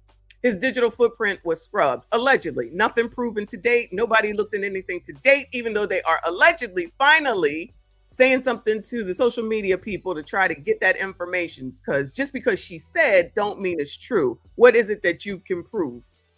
That's his phone. So y'all think that she was regularly looking at that boy's phone? Pretty sure she wasn't. But then it says, yet the local white community rallies around the accused families. They trust the system. They feel no urgency. This isn't passive silence. It's active indifference. To Black America, our children's lives matter. Oh, do they? We will keep screaming into the void until justice is served. Oh, Black Lives Matter? Hold on, pause. Hold on, pause, child.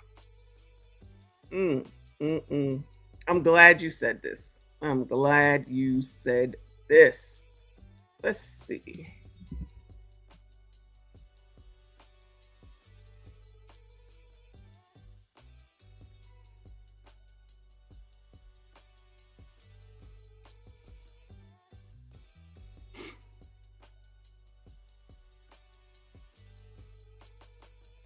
Well, these aren't kids, but this is stuff that they probably are seeing. I haven't looked into anything going on in Chicago lately, but let's look at this.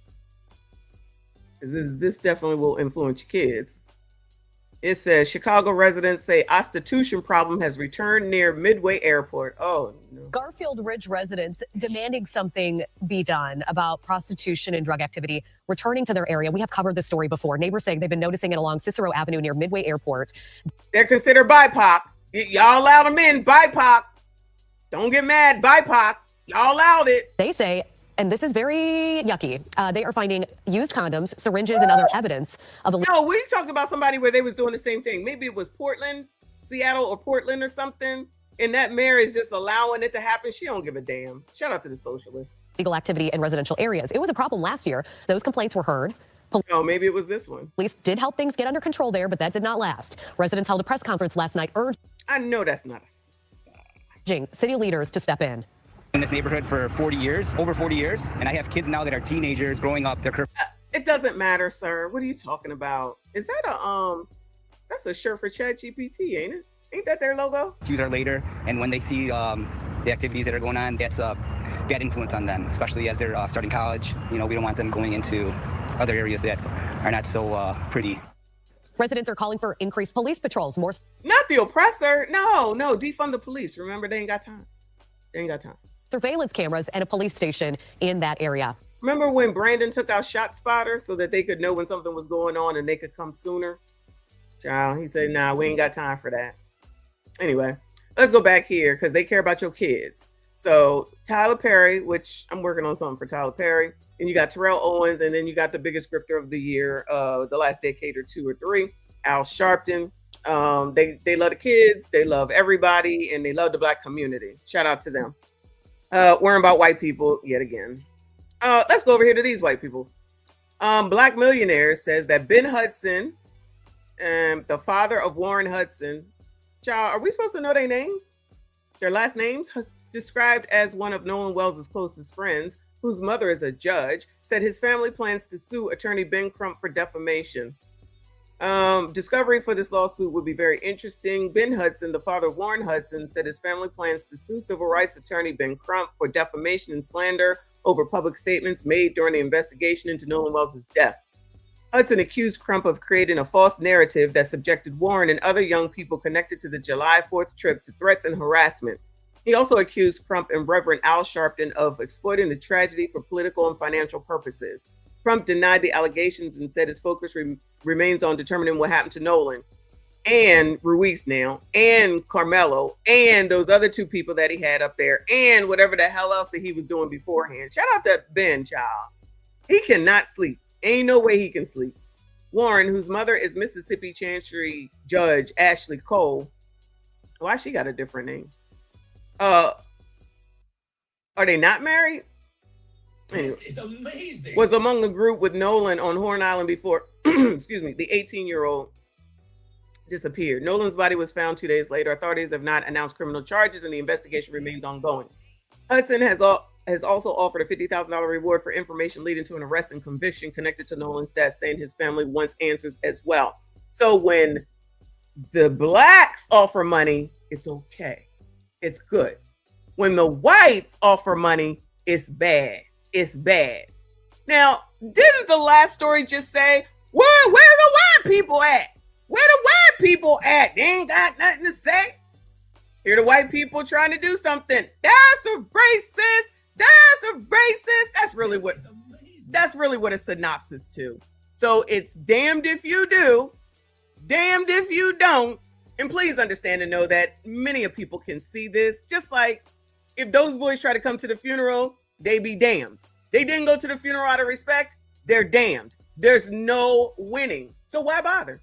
And that is the way that many of people are starting to think. Now, I know y'all don't see it, so I'm letting you know. Don't say nobody told you. I'm telling you, because I know the trolls are here. Shout out to y'all. All views matter, okay? White people helping, you don't like it. You just said where the white people at? Here the white people, you're still mad.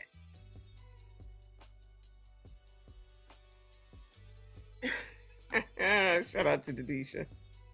Page 411 in the code. If it don't make sense, it must be in the code, okay? Anyway, so that's what's going on with him. But here's the thing about this real quick is that TMZ has already said that it is proven. Now that's what TMZ has said, and we listened to it, that Nolan was still on the island closer to 6. If these boys were gone and in the boat at 4:30, how the hell could they have anything to do with it if he was still on the island at 6? So social media people are not like putting that together, so they still want to go after these guys, talk about their stories don't match and all that other stuff. This is what happens when you just follow people blindly and you don't ask questions. If it's been reported that he was seen and he was still on the island at 6 and they left at 4:30 and they got towed back, why are you still saying that they had something to do with it? So anyway, moving on. Let's go to Angry Man. Shout out to AM, my friend, Angry Man. Yeah, y'all gotta relax, bro. Y'all got to relax, like for real. Y'all gotta relax, man. Y'all be talking about things that's just not realistic at all. Just not realistic. Shout out to Angry Man. So this is his video that he did of Clown L, of which I did one. I have another one pending about to come out too, because he's full of sugar honey iced tea. But again, I love how Black people can call this person out, but forgive this person. Oh, you know what? While I'm doing this, let me go ahead and I'm gonna do a ChatGPT search that I'll be ready for y'all when this is over. So Angry Man did this. I'm not gonna watch the whole thing. Shout out to AM if he's listening. It says DL Hughley just became everything he accused Officer Tatum of being. Oh no. DL Hughley, you're a comedian, not a politician, not a political pundit. Ooh. We are so sick and tired of your political takes, brother. So, have y'all seen this situation that's been going on between DL Hughley and Officer Tatum? Yes. Press a 1 in the chat if y'all have seen this foolishness. So, for those of you that haven't seen it, let's check out some of it. Let's check out a little bit of it. This is Brandon Tatum. Y'all just see what unfunny ex-comedian DL Hughley just said about me. Post a picture of me and my wife. To do what? To be a racist? You are the lamest dude in all of comedy. What is more lame than calling yourself the job you used to have? You're not an officer anymore. You were a football player who failed to be a football player. You didn't make the team, so you became an officer. That wasn't working out, so you became an influencer. You talk about emotion. What is more emotional than this? The word. He's talking about, so your career didn't work out, so you became an influencer. Is that not what the Black Cindy Brady did, Bueller, after she was fired? Is that not what ABCD Lemon did after he got fired, Bueller? Is that not what Joyless Reed did after she got fired, Bueller? But it's a problem when Tatum does it. Okay. You cried for a white dude who the people didn't even think you worthy to speak at his funeral. You said you wouldn't cry for your son, but you cried for him. That's not emotion. You talked the way Benjamin Crump talks. Just want to blame white folks. And so I go out there because I know that lame Al Sharpton and Mr. I can't read Benjamin Crump is just race hustling, y'all. You talked about how those boys are innocent. You had proof. Now, I don't know whether they're innocent or not. I don't know what happened there. But I know one conversation with a failed football player and a social media influencer is not the predicate. You don't have any toxicology report. You don't have an autopsy report. You talk about Black people acting. He ain't got it either, but he most certainly is saying that those white boys, because it's Mississippi and Emmett Till, which what the hell does that have to do with anything? Rest in peace to Medgar Evers and Emmett Till. but child, to bring their names up just to stoke fear into black people in order to get them to do what the hell it is that they want them to do, i.e. vote Democrat. Rules for thee, but not for me. Typical bullshit. But neither do you. Y'all realize he's defeating his own argument, right? Shout out to AM. Exactly. Because you literally just said you don't know if those boys are innocent or not. So if you don't know if they're innocent or not, why are you mad at his opinion? If you don't know, you said, see, this is what happens when you try to be politically correct, right? Don't be politically correct. If you think those white boys are guilty, stand on that. But see, you trying to be politically correct, DL Hughley. So if you're going to say, I don't know if they're innocent or not. Well, if you don't know if they're innocent or not, why are you so upset at Officer Tatum's opinion? That don't make sense. Now, before any of you try to come at me with the coon, I don't think those white boys are innocent. I don't think they're innocent. It smells fishy to me, no pun intended. Something's not right about that situation. Fishy because of the water. We call it poopy water, AM. And if I had to guess, they hiding something, right? But Officer Tatum is entitled to his opinion the same way you're entitled to your opinion, DL. Now, you know, AM, that if you go against the code, then you're not allowed to have your own opinion. So we know how that goes. Shout out to D's Ray of Sunshine. I appreciate you for the Sunday boo. Thank you so much. Shout out to everyone that is here. There's 490 people amongst all the live streams. Hit the like button for me. Subscribe if you are normal. Hughley, like that's real. If you're gonna sit there and say you don't know if they innocent or not, then why are you mad at his opinion? And in addition to that, you're gonna sit there and say you don't have no toxicology report, you don't have this, you don't have that, you ain't got no evidence. Neither do you. Neither do you. Black people are right to talk or to be suspicious of a state that just killed a 1-year-old boy and nobody's being brought to account. Here we go. Here we go. There you go. Did he not? And listen, rest in peace to that baby. I guess he forgot about the mama holding the baby up in the midst of all that and her with all the money at the end. That doesn't mean anything, but child, if she ain't concerned with it, the hell do you think the rest of the people are supposed to do? I feel like she got what she wanted. Allegedly, but that's what it seems like to me up here on the gram flashing all this money, child. Anyway. Black people are right to be suspicious of a state that has been poisoning black people with the water since the 1960s. Black people didn't look for this fight. They want justice. All they want is accountability. And if it's those boys, it should be that. Nobody has a predetermined notion. So DL says if it's those boys, then it's that. But Tatum said it's not those boys and it's a problem. The hypocrisy, child. The hypocrisy. Oh, Lord. It'd be funny if it wasn't remedial. Shout out to Big Weed. Shout out to Big Weed. Thank you for the gold coin. I appreciate you, boo. Come on, child. I don't know what happened. But if you're saying that Al Sharpton and that Benjamin Crump are on one side, you're certainly on the other. You talk to them for 2 days and all of a sudden you know if they're guilty. You know if they're innocent. You know that. Your name is, your moniker is Officer Tatum, not Detective Tatum. You didn't make your way to detective. You're an influencer who says what white people want you to say. And don't you find it interesting? Don't you love how it's supposed to be some insult that he's an officer? Well, you're a comedian, so what? It's like it's all bad to be an officer. What are we talking about? You just say what white people want you to hear. Well, you say what black people want you to say. Are we missing that part? Because remember, in our research of DL Hughley, remember when his daughter said that his friend allegedly essayed her, and he said he didn't believe her. Y'all okay with that, colored community? That your boy here chose his friend, his male friend, misandrist, over his daughter, misandrist? Y'all okay with that? You can forget all that. You forget that he was over there with Don Imus, who was very conservative. And if MAGA existed, I would consider him that he would be MAGA. He did now. When he was over there talking to good old Don Imus, and he talking about the nappy-headed hoes, he chiming in talking about the nappy-headed hoes, meaning black women. Y'all okay with that? How soon they forget. Your man's here had to be this way in order for y'all to accept him, and it works. Because all he has to do is say Trump is bad, and y'all fall in line, hook, line, and sinker. Oh, he did say those things. Lest we not forget that he has a black-ass wife, no shade against her at all, because she is saint. And he cheated on his black-ass wife with another black-ass woman. No offense against her, but I'm sure she knew he was married. And got her pregnant. And he wished for that baby not to be here. Y'all forgot about all that? Y'all forgot about all that with Clown here? But as long as he's saying Trump is bad, forget all that. But make sure you keep saying Trump is an 85 count felon. Pick and choose, selective. Tadisha, where's that girl? Where's at? Because I'm confused. I'm the white supremacist. This one is playing in your face.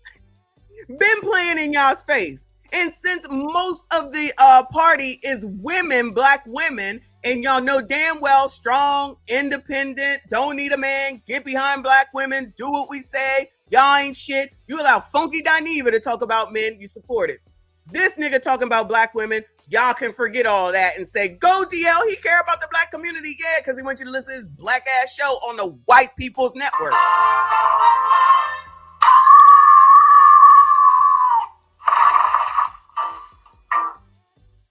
But y'all, revisionist history. That they chose to speak to you, and they chose to speak to you for the same reason that you're a conservative, for the same reason Turning Point. Kind of like when Cam only talked to Democratic people, and then the one time she talked to the other side, because I guess she just felt she didn't need Republicans to vote for her, or anyone who maybe even was independent to vote for her in order to try to ensure a win. It's just better just to ignore them because they're just racist. That's a great strategy. Can't wait to see how y'all do it again this time. And if you think that all the shit that has been going on in the last couple of years is going to help y'all, meaning the Democrats, liberals, progressives, and DSA, the socialists, let me just call them the socialists.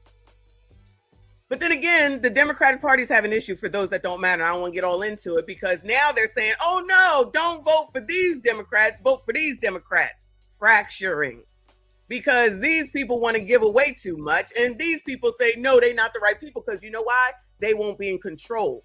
That's why it's a fight within the Democrats right now. It's because the old heads, all in, not just black people, all in, don't have the control no more. Because the socialists are coming in, because Generation Z is lazy AF, whole different live stream, because they don't want to work and they want someone to take care of them like they did during C-19. So they're going to vote for socialists, even though it's not really good, but let them do what they want to, child.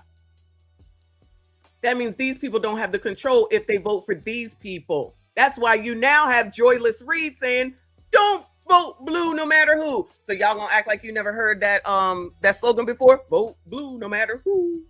Vote blue no matter who. Because then it didn't matter because they was all together. Now they mad at James Tallarico. Child, I'm not going through that. That's another live stream. All right, AM. Thank you, sir. Let's move on, chat. Let's move on to this nigga right here. This nigga right here. Y'all love him too. Boycott Target. I told y'all to boycott Target. Sell your Target stock. Sell your Target stock.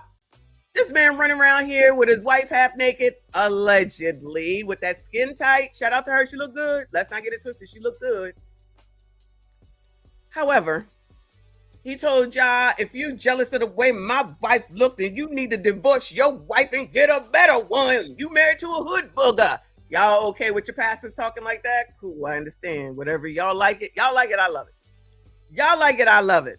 While he taking pictures in front of his Bentley, his Rolls Royce, and doing this and doing that with all the money that they got. Hey, in that big ass church that didn't have more issues than a little bit. Not necessarily under him, just pure point blank. But child, shout out to Jamal. What is he? Is he a Kappa? Let me see. Rolly is an Alpha. I think Jamal is a Kappa. What is Ben? I think Ben is a Kappa. If you took a look at what's going on with your leaders, they're all D9ers. And they report to the Boule. And they do what the Boule tell them to do. That's where they get all their power from. They're going to go ahead and get y'all to follow and do. And then they get all the benefit. And then y'all get to sit there and say, you don't never do nothing for black people. You don't never do nothing for black people. Where are reparations? Well, they don't want to talk about reparations. When have you heard them go to even Obama and talk about reparations? Remember, Al just said a few months ago, we got to get the right people in there. Nigga, you've been talking about voting for these people for forever, and you still ain't got the right people in there, and y'all still gonna follow him? So y'all still gonna follow him? It's not about money. It's not. Woo, Lord help your people, child. It's always about green. It's always about green. Believe what you want. You can see all your leaders. Most of them are first generation millionaires. My bad. There are first-generation millionaires. Enough of them are not even from here, technically. Tethers. Shout out to the Tethers. We like some Tethers around here. I'm not saying Jamal is one. I'm just saying he over here making hand over fist. He over there saying whatever it is that you want. They're like, yeah, He wasn't even in charge of that daggone boycott thing. They put him in his place real quick, didn't they? Have y'all heard any updates on the Target boycott, child? Bueller? How the hell you gonna want somebody to fucking boycott and you don't give no updates? How you want somebody to boycott some shit and what the fuck is going on? Y'all don't give no updates. Last time I heard something is when this nigga said the shit was over, because I'm gonna go ahead and go on a limb and say he got what he needed. Fuck y'all, because that's how it typically works. They just don't come out here and say it to you. They win the elections, of course, but anything else, they just be like, do what we say, child. Just go ahead and do what we say, because y'all don't ask no questions, and y'all think it's racist to ask questions. God forbid somebody ask a question before they do something. This nigga got all the answers. What does it say here? Jamal Bryant, Tuesday will make a month I'm not seeing enough motion. Needs to justice for Nolan Wells needs to be direct and swift. Y'all please slack up applying pressure. Wait, y'all please slack up applying pressure. I don't know what that means.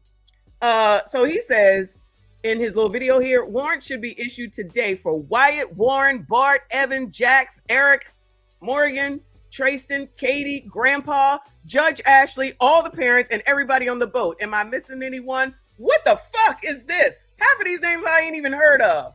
He just saying, go on out here and arrest everybody. To get you colors all riled up to say, yeah, he fighting for us. Look at him go. Oh, yeah, yeah, you go, Jamal. I'm going to give you something extra in a plate this Sunday, boo. Yeah, Jamal, he for us. He for us. He just jumped into this shit. What, last damn week? Because it's an opportunity yet again to get in on what's going on, because the only time people care about Black males is when they are deceased or they are criminals. Let's go ahead and start using this. That's not me, that's them. Let's do it with Carmelo. Let's do it with Cyrus, I think his name was. Wash, rinse, repeat. What is his name? George Floyd, child. All of them. Always some Democrats involved. Always this Democratic side of people involved. And what happens at the end for all of y'all that's out here fighting? Support these people. You should. They should be supported, okay? They should be supported, okay?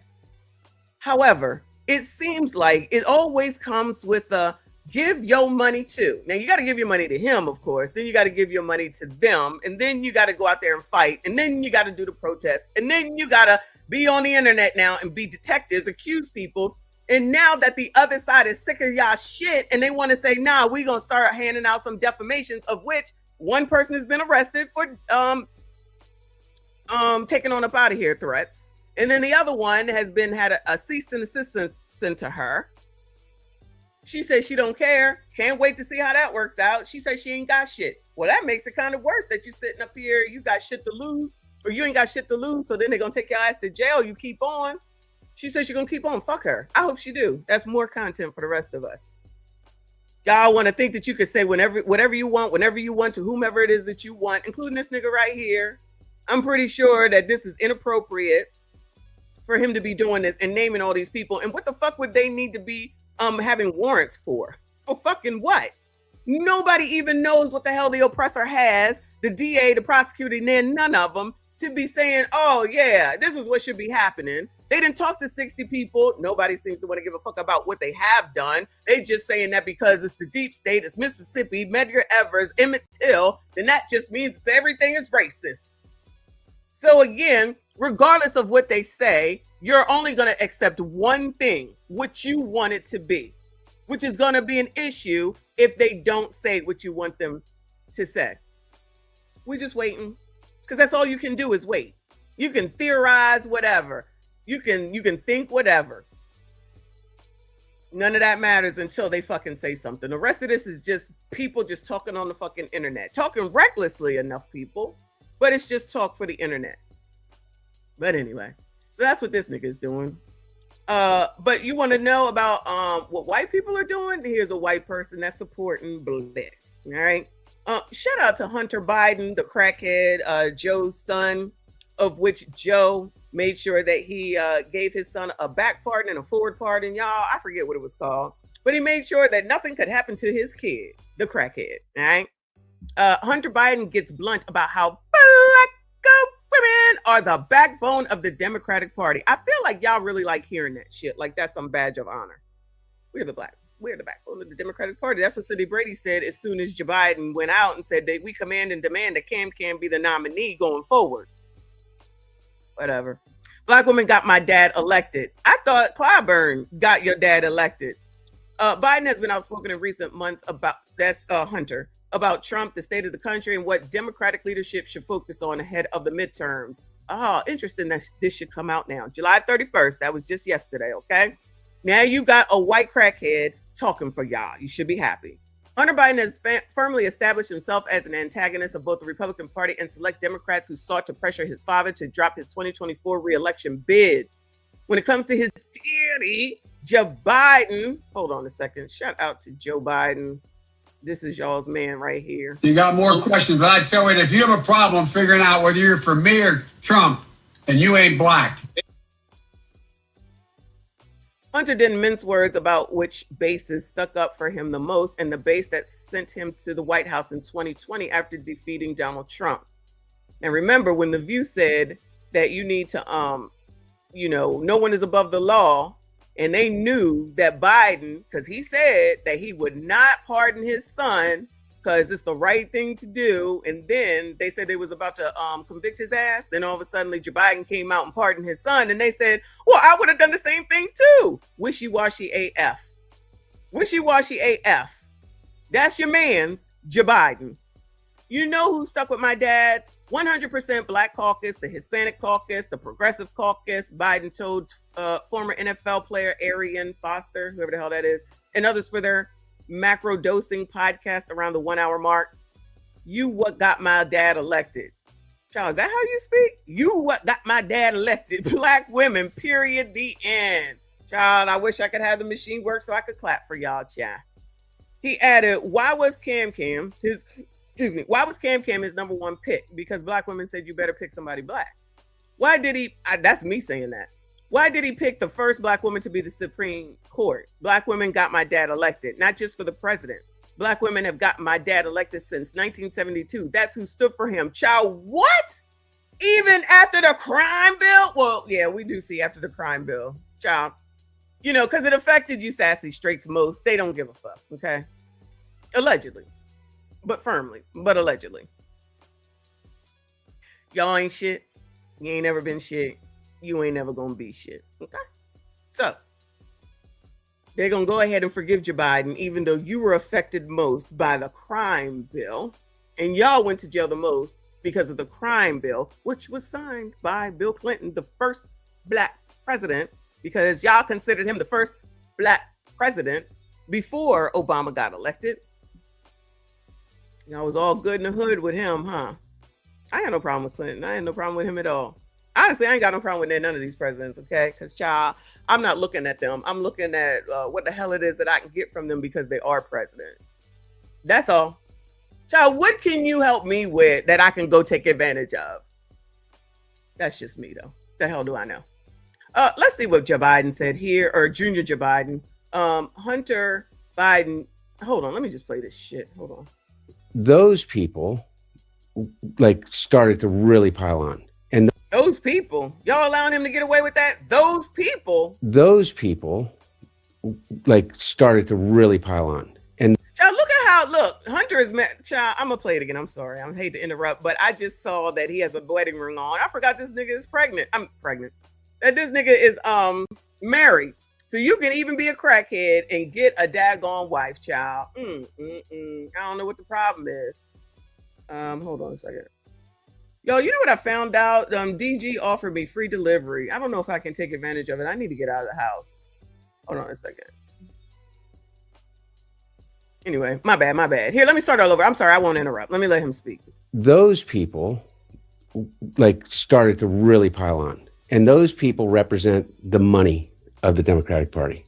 They represent the what I call the corporate elite part of the Democratic Party. You know who stood with my dad? 100%. Black caucus, Hispanic caucus, the Progressive caucus. all of the constituent parts of the Democratic Party, which are the base, whether you like it or not. You know, like as my dad said, you know what got my dad elected? Black women got my dad elected. Period. The end. Black women who organized the party, who organized South Carolina, who organized every state. Who? Why was Kamala more than anything his number one pick? Because why did he pick the first African American woman to be on the Supreme Court? Black women got my dad elected, not just for the president. I mean, black women have been getting my dad elected since 1972, and so regardless, they all stood with him. But you know, didn't stand with him. The editorial Child, you sitting up here giving this conversation to one black and all these white people. I digress. Go on, child. board of the New York Times, the Pod Save America guys, you know, David Axelrod, Rahm Emanuel, you know, all of the technocrats of the Democratic Party that don't have any feel or touch for the actual people that actually organize and vote, but they speak for them all the time. So that part did piss me off. Those people, like, oh, all right, start all over again. Oh, shout out to Joe Biden Jr. Child. He said black women did it all. Shout out to y'all. You doing the damn thing, I tell you. Anyway, crackhead Biden, Joe Biden Jr. Hey, shout out to my fave, being a member for 34 months. I see you. I appreciate you. Boo. He said, remember when they found out that coca in the White House, they said, we know whose it is, then went radio silent. I thought they said they didn't know who it belonged to. I mean, it's not rocket science, but I'm not going to say anything. You know, but whatever. I guess it's just normal to have coca up in the White House, and they can't figure it out, so just let it go. I know what you're saying without saying it, and I'm saying the same thing, but I'm not saying it because, you know, we don't be saying shit. Shout out to you, boo. Rachel in the building. Thank you, boo. She said Joe Biden was a primary author and lead champion of the Violent Crime Control and Law Enforcement Bill of '94 and proud of it. And black people were all upset about it and what it did to the community and what it did to black men. Now, all of a sudden, it doesn't matter. It doesn't matter.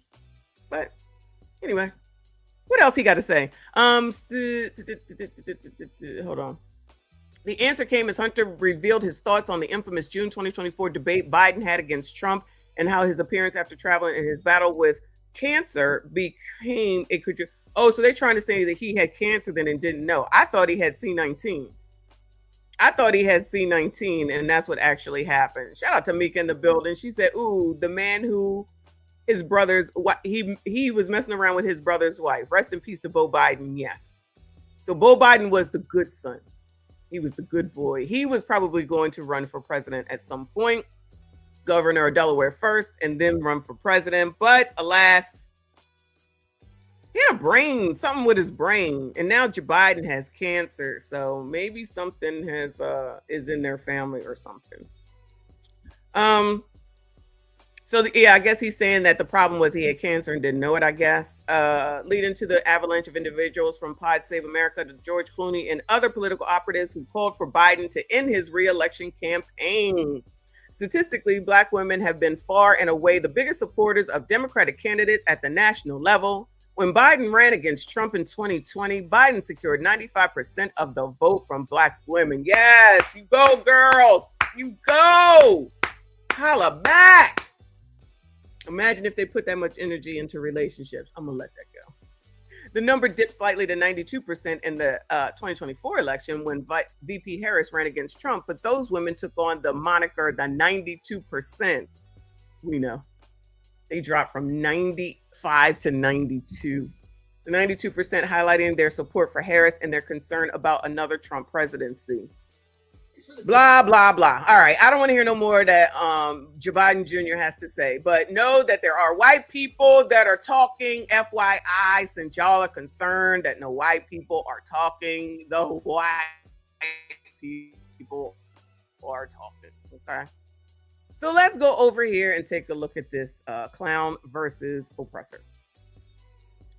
Now I want someone to help me understand. Okay. If y'all know who DJ Vlad is, right?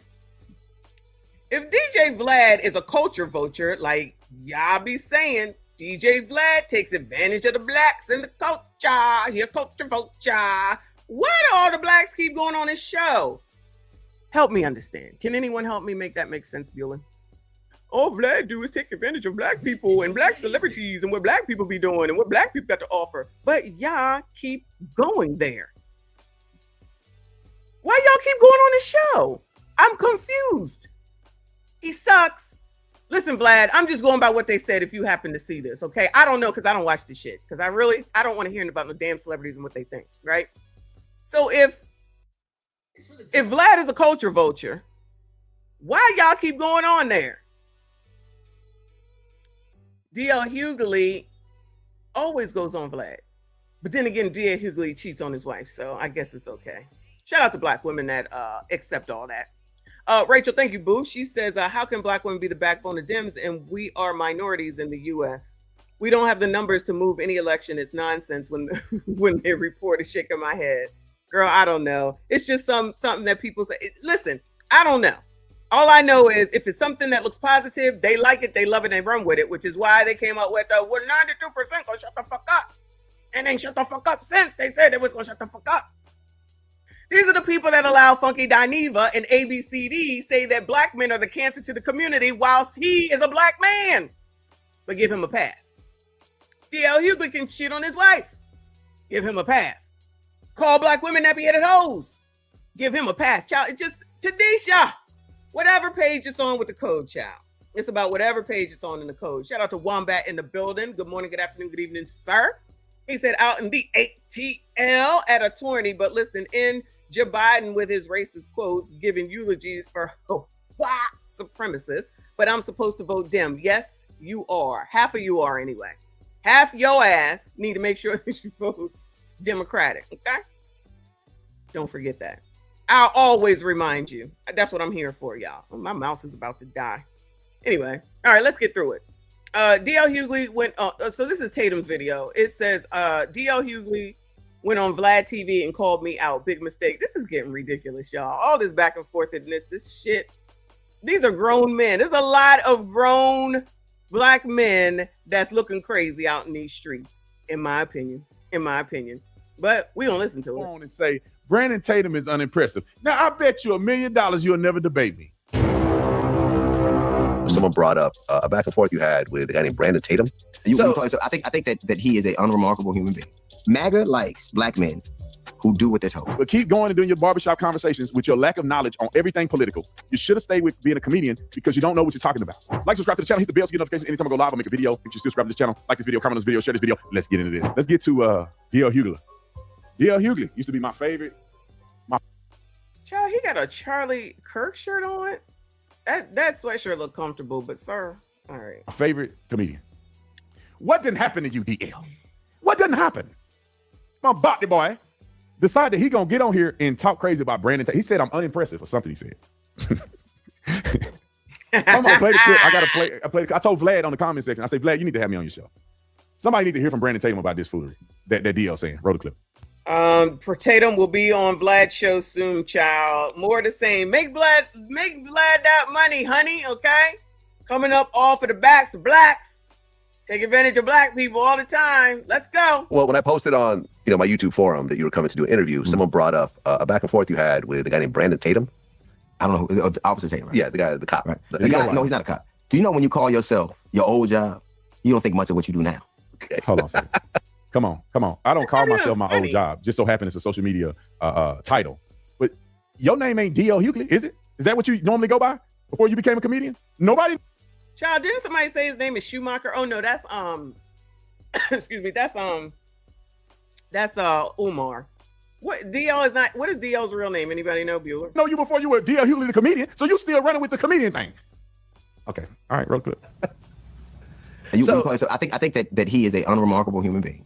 I think that the one viable commodity that black MAGA people are is their ability to regurgitate white supremacist talking points. Yeah, and they can only do it a couple. Lord, help your people. If I had $1 every time I heard that shit, I might be a first generational millionaire. White supremacist talking points. Oh yeah, that's what they call the truth. Fillable. So when your only value is saying bad about black people, I don't need you to do it. I don't need just you to do it. Anybody can do that. Why did you say Domino Luigi is his? Goodbye, sir. Goodbye, sir. Domino Luigi is his name. All right, now. Come on, y'all. Get serious. We got to get serious around.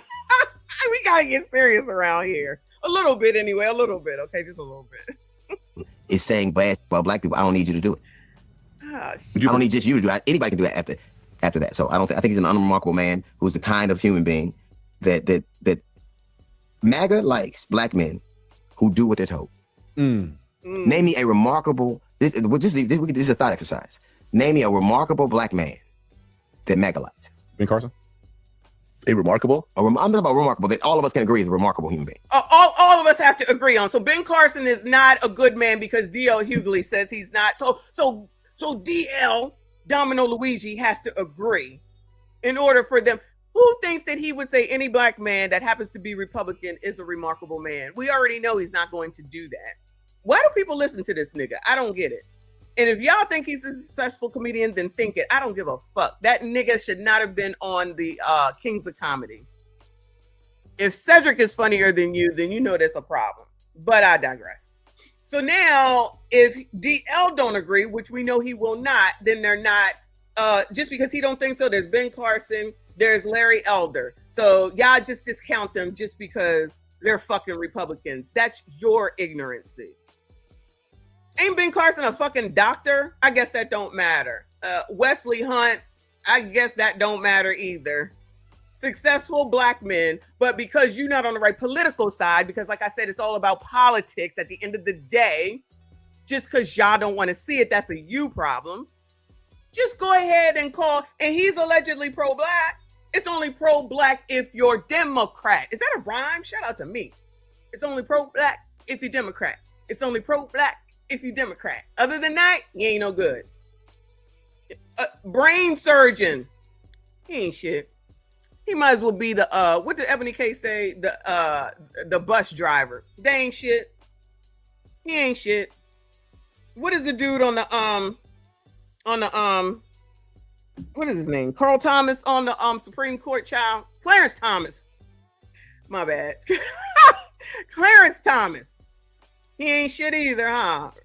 You know why? You know why Clarence Thomas ain't shit, y'all? First of all, of course, because he's a Republican. Even though he came from nothing and became who he is, and I believe he did benefit from some sort of affirmative action, okay?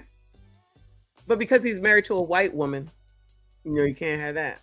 I know, I'm a mess, my bad. Because he's married to a white woman. So let me just cut in here real quick and go on over to Chat GPT to let you know all the black women married to white men. Is this acceptable? That's okay, y'all. I got a list because I know I depend on y'all a lot for the list. Let's go down the list, shall we? There's Eve. Gabby Sidibe, y'all. We forgot. Shout out to Gabby, though, because she married that white man that was small. But, y'all, she happy. You know, all the blacks talked about her bad. Then she found her white man, and she went and took her ass to wherever the hell they at, probably having babies and doing whatever it is that they be doing. Thank you, Chris Cross, for the happy poop. Shout out to the poop, right? Tamara Mowry Housley, Alfred Woodard, Leslie Uggams, Patina Miller. Shout out to those that watch Kanan. I didn't watch it from yesterday. So I don't know. I mean, I know what happened, unfortunately. Let me help you out, because y'all seem to not be able to exit stage left. If you don't like it, get the fuck out. I don't understand why you would stay someplace that you don't like. No one invited your ass here. Nobody invited your ass here, but you here. So you don't like it, carry your ass on, because you ain't changing a motherfucking thing that I say up in this bitch. Moving on. Shout out to Patina Miller, though. Karen Parsons, which I think is the girl from Fresh Prince. Tamron Hall, Megan Uka, child, whoever the hell that is. Oh, that's Megalyn Ichiwuka, Chris Rock's girlfriend. Beverly Knight, whoever the hell that is married to James O'Keefe. Odie Mabusa, child, do you know these people? Marius Lepore, Angelica Bell, married to Michael Underwood. Golda Rashuval, they ain't black. Raven Simone, okay. Serena Williams, Jessica Ennis Hill, whoever the hell that is, Lolo Jones. They're not married. But let's not forget Venus. Cam. Melody Hobson. Shout out to Melody Hobson. I be trying to tell y'all you should listen to her, but y'all don't want to hear me about that either. Shout out to Melody Hobson. I've been listening to her for years. Shout out to Melody Hobson. And she married to George Lucas. She got it made, child. She got it made. Shout out to George Lucas. Candace Owens. Meghan, Duchess of Sussex. Child, this is what you get when you allow people to say BIPOC. They include everybody in this bitch. Zoe Saldana. Hilaria, whoever the hell that is. Famous past marriages, Iman, but I think David Bowie is dead. Diana Ross then had a couple of men. Donna Summer, Whoopi Goldberg, y'all's girl over there on The View. Halle Berry, we already know she had a couple of them. Jodie Turner Smith with Joshua Jackson. Tandy Newton, however you say it. Aisha Taylor, shout out to Aisha Taylor. Grace Hightower, whoever the hell that is, married to Robert De Niro. Diane Abbott, Robert De Niro. Damn, Robert De Niro love black women, don't he? Paula Patton. I ain't seen her in a month of Sundays. Heidi Klum. She ain't black, but she was married to Seal. Janet Mock, whoever the hell that is. Cynthia Bailey, the girl from no, she wasn't married to nobody white. Lisa Bonet, Jason Momoa, hey, and Tracy Ellis Ross has never been married. Then why did you list her? The strongest recognizable examples are Serena Eve, Meghan Markle, Tamara Mowry, Gabby Sidibe, Cam, Melody Hobson, Tamron Hall, Candace Owens, Alfred Woodard, and Zoe Saldana. Now, I'm trying to understand, help me understand with the code, Tadisha, how it is that it's okay for all these black women to be married to all these white men, whether they're still married or divorced, but whenever it's a black man with a white woman, it's a problem. I'm confused. How does that work? That don't make no sense. And then y'all ain't got nothing to say about none of that. But soon as it's Bronny James, it's a fit. Tina Turner, shout out to Tina Turner. Or rest in peace to Tina Turner, I should say. That's crazy. That don't make no sense. But that's what y'all try to say is the facts or whatever, and forget all of the obvious. And if I say something about it, then that means that I'm a white supremacist, because it's the truth. It's the truth. We all know it. But ignore it because it doesn't fit your narrative, because y'all full of shit. You want to boycott white people listening to LTM Ricky Smiley. Y'all love listening to LTMs. Here's one on the left here. Oh, wrong screen. Hold on. Here's one on the left here. You want to listen to them. Man that called black women nappy-headed hoes. The man that had an affair on his black wife and had a baby. We'll get there. Shout out to Anton. Ben Carson. Steve Harvey. MAGA don't like him. I mean, he met with meeting with him. I'm talking about with MAGA champions him, like a Tatum or like a Byron Donalds. Tina Turner is deceased, right? Child, I be getting it wrong, right? Like those people. Name me a remarkable. Is Clarence Thomas remarkable? Yes. No. He's obedient. Is Tim Scott remarkable? Exactly. Why do y'all listen to this nigga? Oh, because he's saying the white people are bad, so you just like listening to him, child. Gabrielle Union was married to a white man? I didn't know that.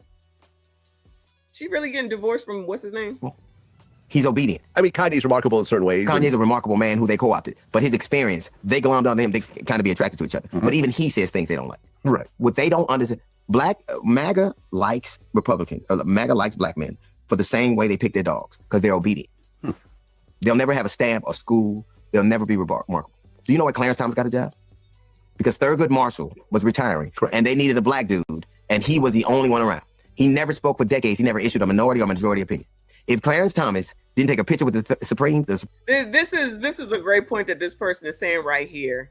He said, or she said, if DEI is so bad, why Clarence Thomas used affirmative action? That's why I don't understand why people are so upset about fucking DEI. It was made up. It wasn't even real. You already had shit in place to begin with.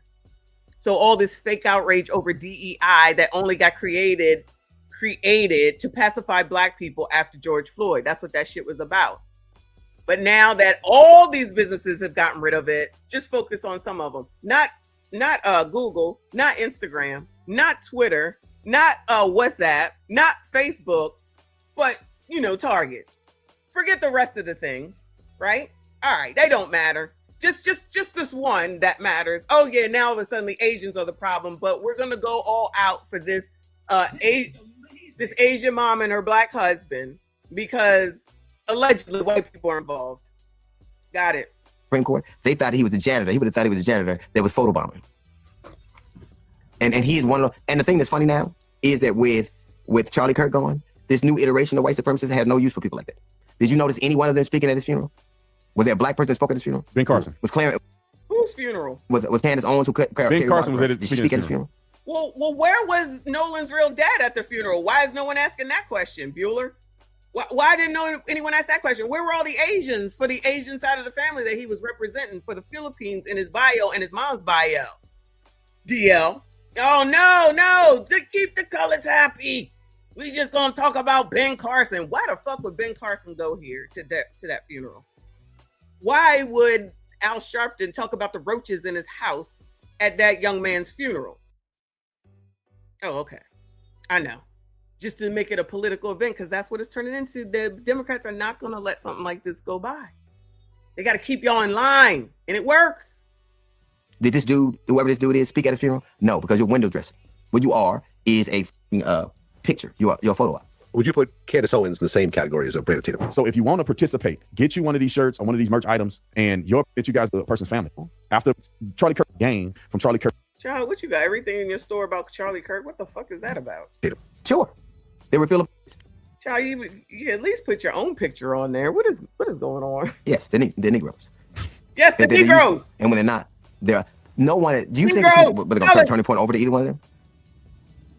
You think that all of a sudden he has a wife? This is the analogy I made.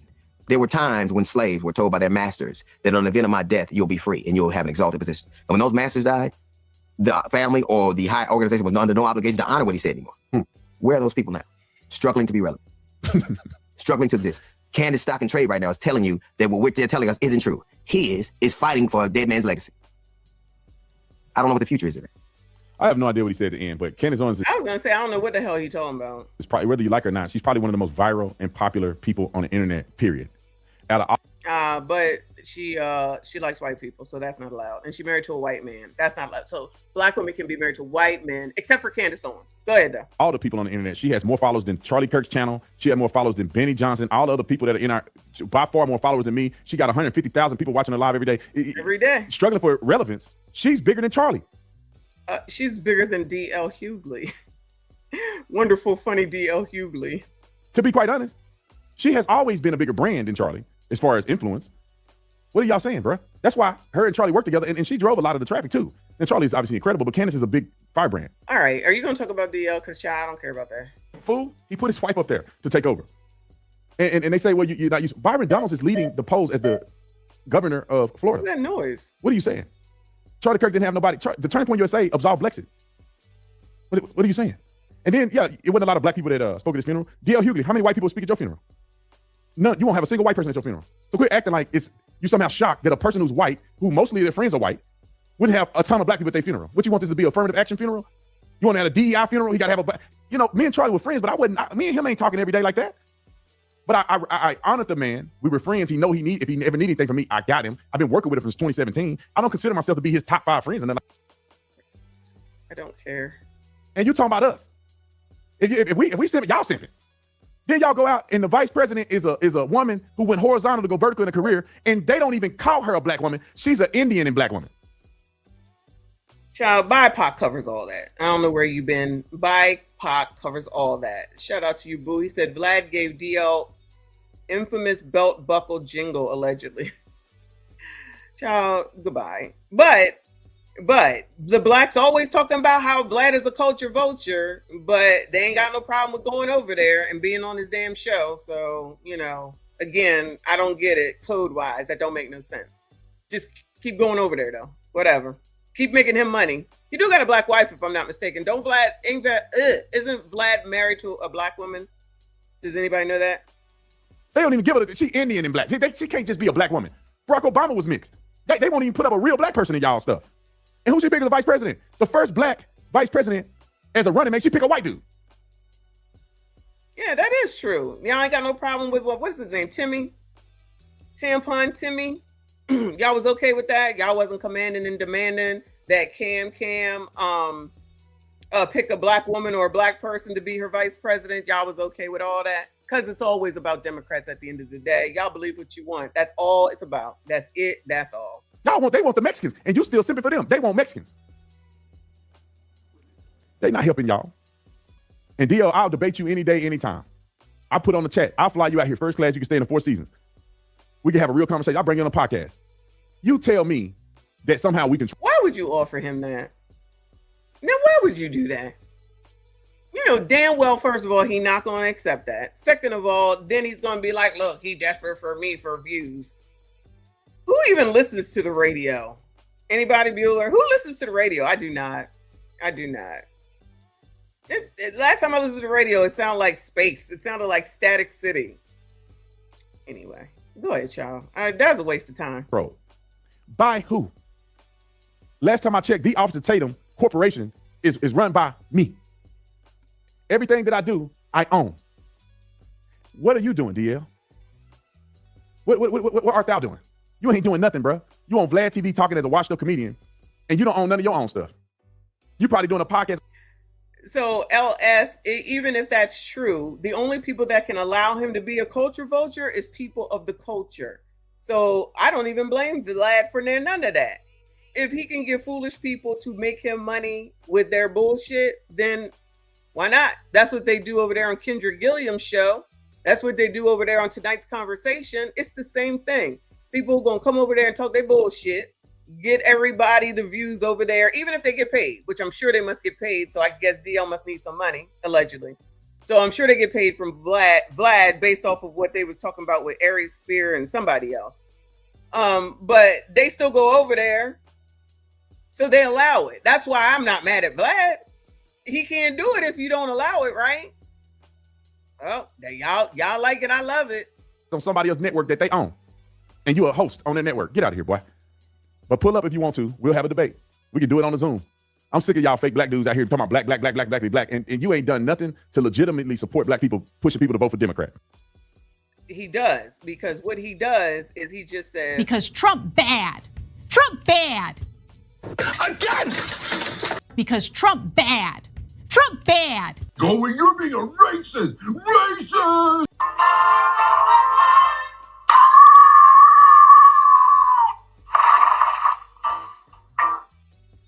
That's what he does. And that's what black people do and follow, just like Charlie Brown with the football. Wash, rinse, repeat, nothing changes, do it all again. Just use a different slogan. They just mad because we ain't on the Democrat plantation no more. We not buying what they selling no more. Oh, so you used to be a Democrat, sir? They have done nothing. That's why you see a whole bunch of black men leaving the Democrat Party to go to the Republican Party. And if they had enough spine, they would tell the truth, and there'd be even more black people that leave. But keep going and doing your barbershop conversations with your lack of knowledge on everything political. You should have stayed with being a comedian because you don't know what you're talking about. And they love to try to say the white man does this. Clarence Thomas is one. So if Tatum bug dances for the white man, what is DL doing over there on Vlad's show, Bueller?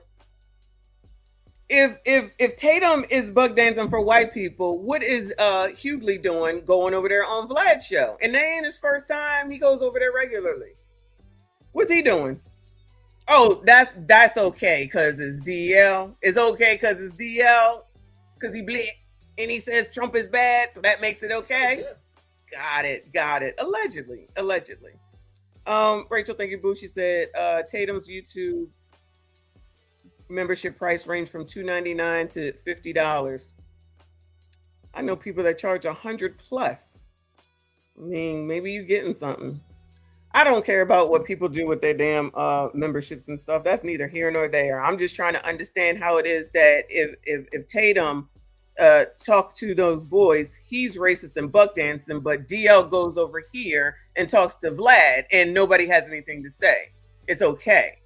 Or he talks about black women calling them nappy-headed hoes while sitting over there with Don Imus, who's clearly white or was clearly white and clearly Republican, staunch conservative. If you don't know who he is, look him up. He dead now. He cheated on his black wife, who had a baby out of wedlock on his black wife. But child, it must be in the code. I guess it's in the code. One of the greatest men to live. One of the greatest Supreme Court justices to ever live. And Thurgood Marshall, Thurgood Marshall was he was a Democrat. So it ain't like Clarence Thomas was a successor of a Republican. He was left. What are you saying? Oh, child, he ain't saying nothing. Moving on, child. That's enough. Let's go to my friend, the business bully, Dave Anderson, who will explain better than I about what the hell is going on with these people that y'all love, that you think love black people and love the black community. I don't know why y'all need people to like you so bad. Fuck them all. But that's just me. He says, this is from a week ago or so, if I'm not mistaken. It says they told you to wait. Meanwhile, they were cashing checks because that's what's going on for those that actually want to. Page, we up to the thousands, page 1087. All right. Shout out to Tadisha with the references. This is his piece on what's really going on as far as D9 and the Boule are concerned and your alleged leaders of the black community. Breaking news. The Black Boule exposed. A Dave Anderson special report. There's a class of black leaders that always seem to win regardless of whether or not black America does. Politicians get reelected, the pastors get richer, the civil rights executives get raises, the media personalities get syndicated, the organizations get donations, the fraternities gain influence, the Democratic Party gets the votes. Everybody eats, except for the people suffering who pay for the meal. That is the Boule system. And before you amateur historians start hyperventilating, I am not claiming that every person discussed in this video is a member and a documented member of Sigma Pi Phi, the official organization known as the Boule. I am talking about the Boule as a ruling class, an interlocking network of political access, religious influence, corporate money, fraternal relationships, civil rights organizations, and media control. Separate institutions, shared interests, mutual protection, and one remarkably consistent political message. Today, we're not chasing secret handshakes. We're following public money, public statements, public endorsements, and public results. Because the most dangerous system is not the one that's hiding in the dark. It's the one that's operating in broad daylight while convincing you that noticing it makes you some type of conspiracy theorist. I'm Dave Anderson, the business bully. I worked inside a part of this machine. So today, I'm opening the hood. So let's start with the civil rights industrial complex. Jesse Jackson recently passed away, and I want to be really respectful of what he Rest in peace to Jesse. They overtook his daggone funeral and made that a daggone rally as well. But that's okay, I guess. He would have wanted it that way. represented. Jesse Jackson was not insignificant. Even though the son said not to do it, they did it anyway. We're talking about somebody that marched with Dr. King. He ran for president twice. He opened up doors that had been nailed shut. He also got funds from Donald Trump to help him when he was in New York. But I know y'all like to forget about all that. He became an international figure and built an organization capable of getting corporate executives, politicians, celebrities, and media leaders in the same room. That's history. But respecting history does not require us to suspend accountability. We cannot eulogize a man and bury every legitimate question inside him. Jesse Jackson built Rainbow Push into one of the most influential civil rights organizations in the United States of America. The model was straightforward. Identify a corporation accused of discrimination or failing black consumers, threaten protest, boycotts, or public pressure, bring that corporation to the negotiating table, secure corporate commitments, sponsorships, donations, jobs, contracts, or access, and then leverage that access inside the democratic politics machine. Sometimes that pressure produced legitimate opportunities. But the larger question is what happens after the cameras left? How much black wealth was created? How many black-owned companies for them, a lot. For y'all, nothing. became permanent corporate suppliers? How many families became homeowners? How many black workers moved into senior leadership? How many corporate commitments survived after the press conference? Where's the public scorecard? Because access without measurable outcomes isn't power, it's proximity. After the Reverend's death, his son Yusef Jackson was named president and CEO of Rainbow Push. Yusef previously served as the organization's chief operating officer, so he wasn't dragged into the building 10 minutes after the funeral and handed the keys. But this is still an inherited transfer of institutional power. The founder's son now leads the organization, controls its relationships, manages its donor network, and inherits the moral authority attached to his late father's name. That is what you call a dynasty. Maybe it'll become an effective dynasty, but black people have every right to determine that through measurable results. Not another convention, not another tribute, not another photograph with the presidential candidate. Give us the program, give us the number, give us a deadline. Hell, give us the result. If Rainbow Push is helping black businesses obtain contracts, publish the value of those contracts and track whether those businesses survive. If it's creating jobs, can you show? I feel like they never seem to give any information out. They just say it. And then black people be like, okay. And that's that. Show us how many jobs, what those jobs paid, and how long they lasted. If it's producing economic equality, define the improvement. Because continuing the legacy sounds beautiful, but a legacy without an audit is just a family business funded by community pain. Speaking of pain, let's talk about the black church. And I need everybody to breathe before they start Shout out to Jamal Bryant rebuking me in the comments. I am in no way, shape, or form attacking God. God does not need a Gulf Stream. The black church was once the revolutionary center of the United States, especially for black America. It sheltered organizers, it funded movements, it hosted meetings, it trained up leaders, it challenged government power at the highest level. It mobilized communities when organizing could get you fired, beaten, bombed, or killed. The black church was dangerous because it was independent. Today, let's face it, too much of that black church has become the most dependable voter turnout department of the Democratic Party. Candidates arrive about 107 days before an election. They misquote scripture, they clap off beat, that's cringy. They tell us this is the most important election of our lifetime for the 7th lifetime in a row. The pastor introduces them. The most important election of our lifetime? What? The most important election? I wonder if they're going to say that about this one coming up. As if Moses just entered the sanctuary, the congregation applauds, the cameras capture the endorsement, election day comes, the Democratic Party gets its votes, the pastor gets access, relevance, photographs, appointments, or political relationships, and the congregation, you know what they get? Another sermon about waiting on God to fix the politicians have never addressed. That's not liberation theology. That's precinct management with an organ behind it. You think I'm lying? Let's look at the megachurch. Well, you know, that's what this is because it works all the time, so they keep doing it.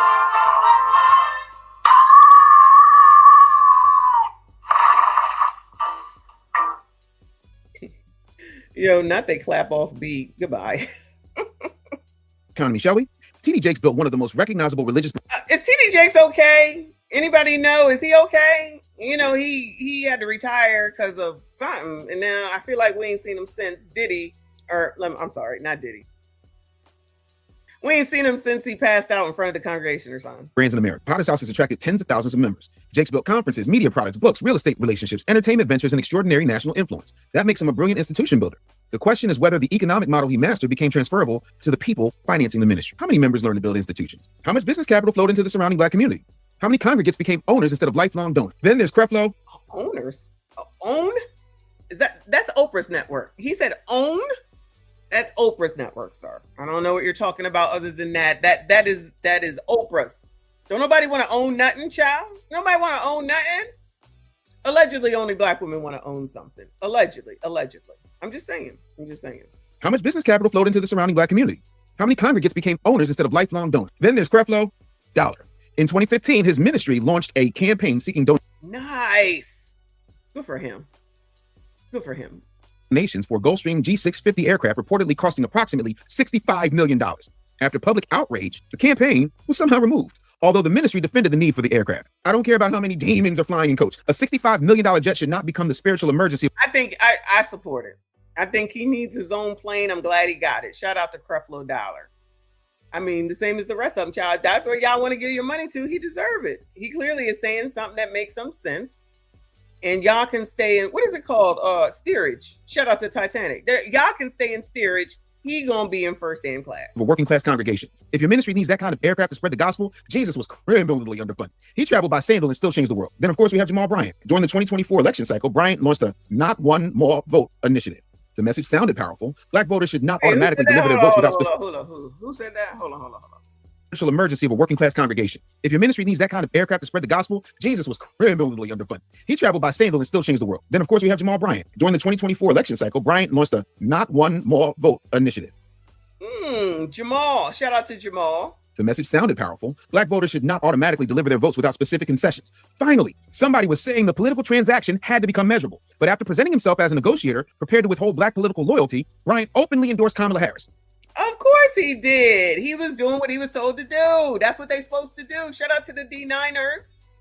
Those ones up here, not some of y'all. No offense against the D9ers. But these ones up here, they the ones that be making all the money for real. That's all right. Y'all don't have to listen. Just do what they say. That's what y'all supposed to do. What concessions were secured first? Where was the signed agreement? What specific commitment did foundational Black Americans receive? Cam offered you Negroes weed, and y'all didn't take her up on that. Cam offered you Black men weed, and I cannot believe that y'all did not take her up on that after Obama told y'all what to do. What is wrong with y'all? I don't get it. What policy demand was accepted? What deadline was established? If you tell the community not... Well, child, I'm trying to understand what's going on with the Target boycott, because there's no updates on that. Just boycott Target, child, because they racist, because they got rid of DE&I. Oh, yeah, okay. And boycott Asians, child. I ain't seen no bald heads yet. Boycott Asians. I ain't seen no bald heads yet. I ain't seen no non-lashes, none of that. I guess that's only for some people, not for all people. Not one more vote without concessions. And then endorse the candidate without publishing the concessions. You didn't negotiate. You mobilized. The pastor received relevance. The political party received turnout. The congregation received... That's why Jamal is on the come up now. He been on the come up. I mean, I know he got that church, right? But he really on a national come up now, ever since Cam. Now he's jumped on Carmelo. He's jumped on Nolan now. And then the next Black man that has a tragedy, he gonna be a part of that too. He's in there. So now he knows.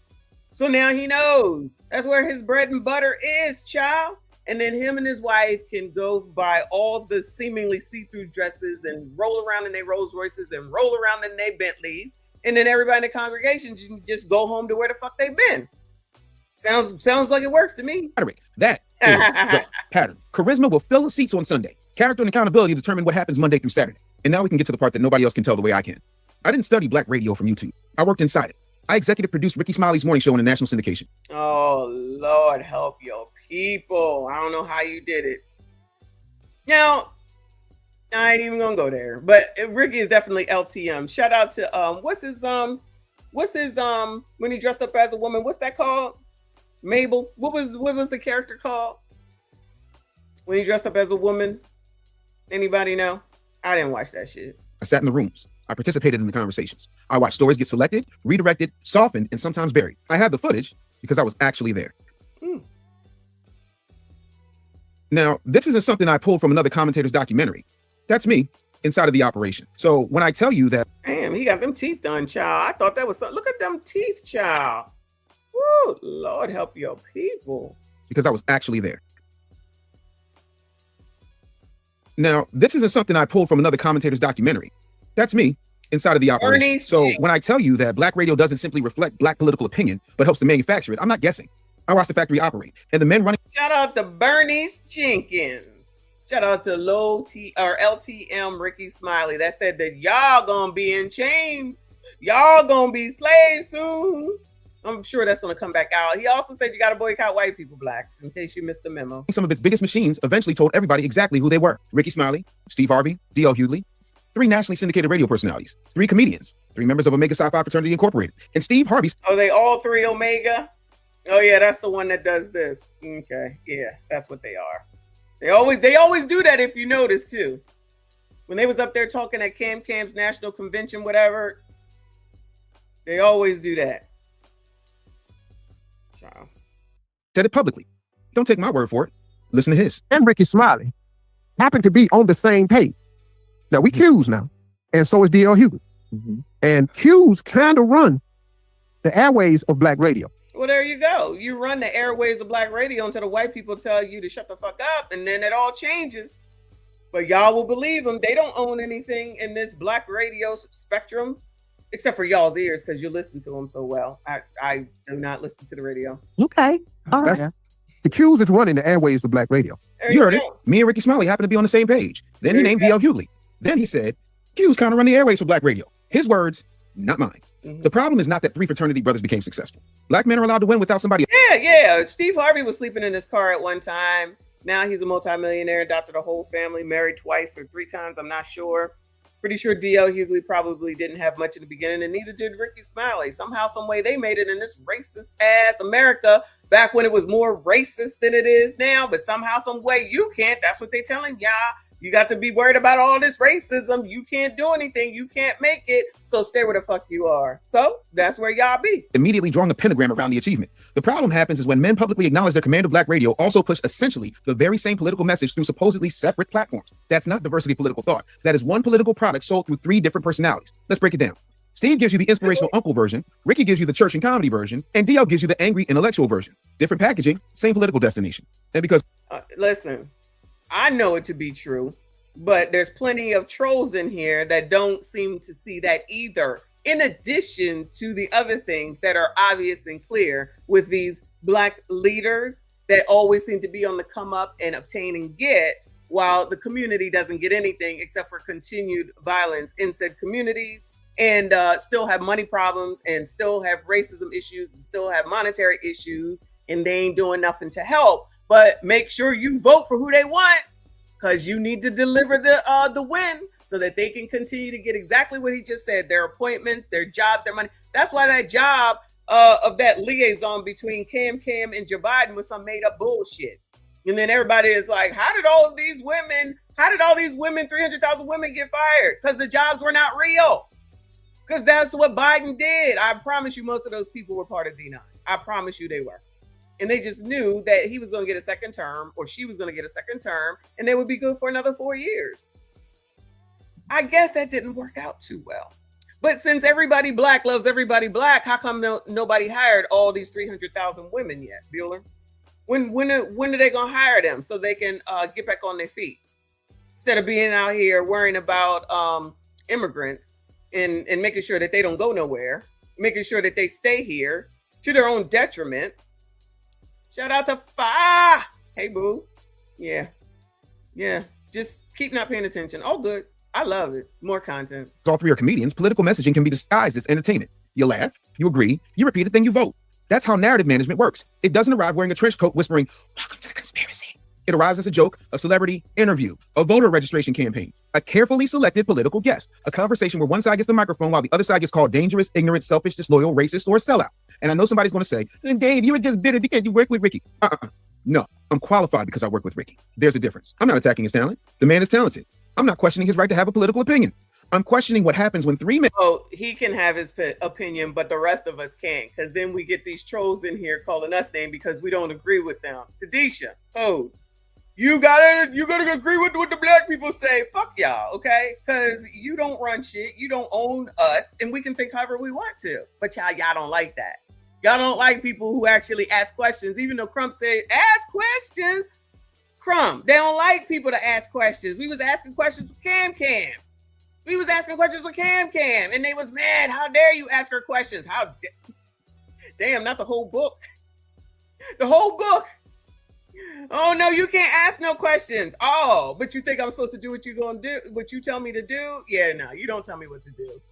You see, that's the problem with enough black people and enough of the trolls that are here. Y'all think you run some shit. Y'all barely run your own lives. You listen to fucking fools, which he's explaining, and I've said many a time, and it's clear that they ain't doing nothing to help nobody except themselves. And then they continue to obtain shit and get rich and get more high on the cloud. Remember when Marilyn Mosby, I know I talked about it already, over there telling Joe Biden, "Help me out, child, help me out." And he ignored her like the wall. She thought that D9er stuff was going to work with Joe Biden, child. He ain't no D9er. He's just white. The creator of the crime bill, which, everybody could allegedly forgive and forget about. Yeah.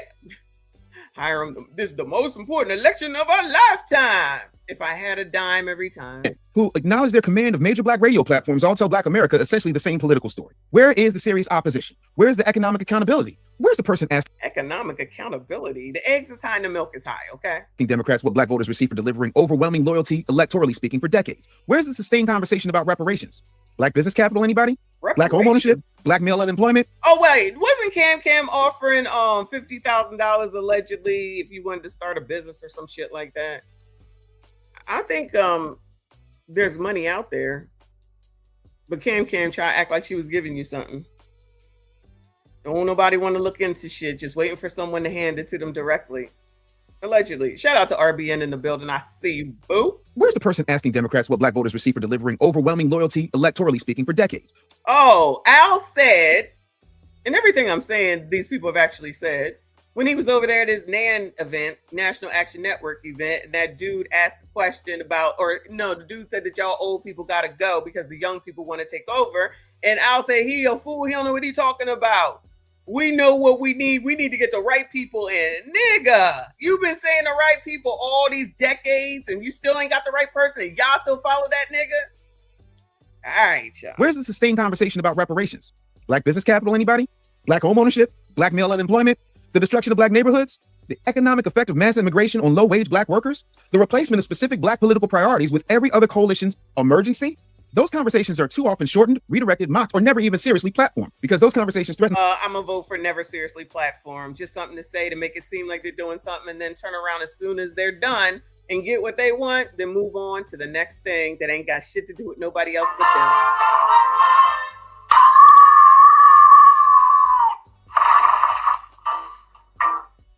A political arrangement. And then Steve Harvey sat down with Vice President Kamala Harris at the 100 Black Men of America conference. This could have been an opportunity to ask difficult questions on behalf of millions of black voters who listen to Steve Harvey. It could have been an interrogation of policy. It could have been a demand for measurable commitments. Instead, Steve clearly explained exactly what kind of conversation they were planning on having. You remember when Steve Harvey went to see Donald Trump, child? Them black people got that stepped and fetched nigga in line quick. Probably D9 in the Boule. They said, nah, nigga, child, ready to cancel his ass on up the fuck out of here. That's probably why DL is doing what he does, honestly. I'm not saying that he wouldn't think the way that he thinks because of who he is, but I'm pretty sure that had an effect on many of those people and said, we ain't trying that again, because child, we don't want that to happen to us. We can't let where our bread is buttered get away from us. Child.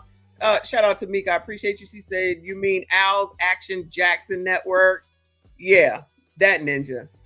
That ninja. And the other thing, which we talked about the other day, all these people telling y'all how white people are bad. Where y'all think they live at? You think they living amongst y'all? Where they living at around y'all? No shade. No shade against y'all. Where they living at around y'all? They living around white people. They so scared, but they living around white people. Everybody's supposed to be scared, but they ain't scared to live around the white people that they're living around. Child, they probably over there with Kim Kardashian and Caladan Bassett. Before y'all start calling my radio show and DMing me, talking about why you ain't asked no hard-hitting questions, that ain't what this is. That's right. You better follow what the fuck they say to do. Throwing a lob. This is an alley-oop for a dunk, because this administration needs to get the word out of what they're actually doing and what they're actually accomplishing, so we can stop all this foolishness about what you're doing for black people. Can't nobody stop all this foolishness about what you doing for black people. They be playing in y'all's face. Y'all still don't be seeing it, y'all. Instead, Steve clearly explained exactly what kind of conversation they were planning on having. Before y'all start calling my radio show and DMing me, talking about why you ain't asked no hard-hitting questions, that ain't what this is. Imagine saying this, and you're supposed to be interviewing the woman for president, because y'all was gonna vote for her anyway. Y'all was already gonna vote for her anyway, because the elites, the Boule, already told y'all what to do, including the Black Cindy Brady and all those people. They said, get your asses together and get in line. You gonna do what we say. Them 3 girls over there, including Andrew Gillum. Maybe it's 2 girls now. Is that show still even on? I feel like they breaking up. Shout out to Rachel. I appreciate you, boo. She said, remember, Marilyn Mosby did not get Freddie Gray conviction on cops. She went on news swearing she was going to get cops. Ben Crump was involved in 2016. Was he now? Okay, yeah. She carried on with Freddie Gray and failed miserably, and then wondered why people didn't vote her back in. Then turn around to Angela Rye. Thank you, quality guy. Then turn around talking about she needs some help after she went and broke the law, and then was acting like, I didn't do nothing wrong. Girl, I don't even understand why you did that. That was so stupid. That was so dumb what she did. It made no sense whatsoever. Child, just getting on the bandwagon, all that dumb C-19 bullshit. Shout out to Anthony Fauci, though. Shout out to him.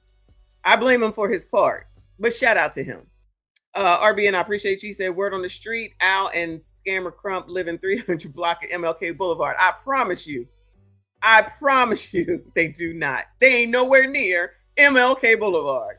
We will help them finesse us because we like to be scammed. As you always say, coloreds love to be scammed. Gotta believe in something. Gotta believe in something. Go ahead, Steve. Tell us the same shit you always say. Yes. I'm throwing a lob. This is an alley-oop for a dunk, because this administration needs to get the word out of what they're actually doing and what they're actually accomplishing, so we can. Well, if they're trying to get the word out, wouldn't you want to ask some hard-hitting questions so that people can know what the word? Oh yeah, he don't need to, because y'all was gonna go ahead and vote for him anyway. Stop all this foolishness about what you're doing for black people. Can't nobody come out with no agenda and call it Bush for black people and expect to get in the White House. You got to play the game different. Y'all know what this is. Wait, you got to play the game with white people, Steve? Steve said you got to play the game. 1 minute, you ain't listening to white people. The next minute, it's white supremacy. The next minute, you got to do this. The next minute, the right people ain't in office. They all over the place. Girl, exactly. Ignorant as fuck. These people in here defending this nigga, saying that this what y'all listen to. No wonder the community sucks listening to him. He sound crazy. When you add it all together, they just say any old thing. Child, nobody be paying attention. This is an alley-oop for a dunk, because this administration needs to get the word out of what they're actually doing and what they're actually accomplishing, so we can stop all this foolishness about what you're doing for black people. We can stop all this foolishness about what you're doing for black people. Ain't that what Cam said, y'all? What did she say? She said, it's not going to be just for black people? No. Child, I'm gonna have to pull that back out. I'm gonna have to pull that back out. So I'm not going to say I'm going to do anything for just black people? No. Oh, you took it out of context. You didn't hear the whole thing. We go listen to the whole thing. Yeah, that's what she said. She said, fuck those niggas. That's right, because she's Asian. Remember when she was with that girl at the Asian, the Asian chef girl? The Indian chef girl. I forget her name. Remember we watched that and she started talking about her Indian background and what her mama did. Remember her mama, they lived above somebody and she took care of him while the mama was working. Y'all remember all that? What was her name? What was the name of the chef lady? She was over there with her kinfolk. Black people still like, that's our girl, she black. Okay, y'all. Okay, whatever you say. I forget her name. Anyway, come on, jackass. Can't nobody come out with no agenda and call it push for black people and expect to get in the White House. You got to play the game different. Y'all know what this is. So now this next question is another lie for her to do. Because they done done a lot, man. But we see, I'm on this radio show. I'm hearing all these people talking about, I'm not voting if they're not doing nothing for us. Listen to me. If you imagine saying, I'm not voting for you if you're not. Did you hear what this nigga just said? And y'all still listen to these people. But y'all know what this is. So now this next question is another lie for her to do. Because they done done a lot, man. But we see, I'm on this radio show. I'm hearing all these people talking about, I'm not voting if they're not doing nothing for us. I'm not voting unless they doing something for us. How dare you say that you should get something for your vote? That's like you have money and you just be giving it away and you don't get nothing for it. I know a lot of rats around here. I know. Y'all love Steve Harvey and all the rest of them. But this is coming out of their own damn mouths, and you still sit here and act like you don't hear what they're saying because they got you already conditioned. White people are bad. You can't do it because I'm black and you black, so you got to do it. Don't question me. Just go behind me. Who cares if nothing changes for you? Just do what I say because I know better than you do. Mindy Kaling. Thank you, boo. Yeah, Mindy Kaling is the name of the chef. Thank you, Lawrence.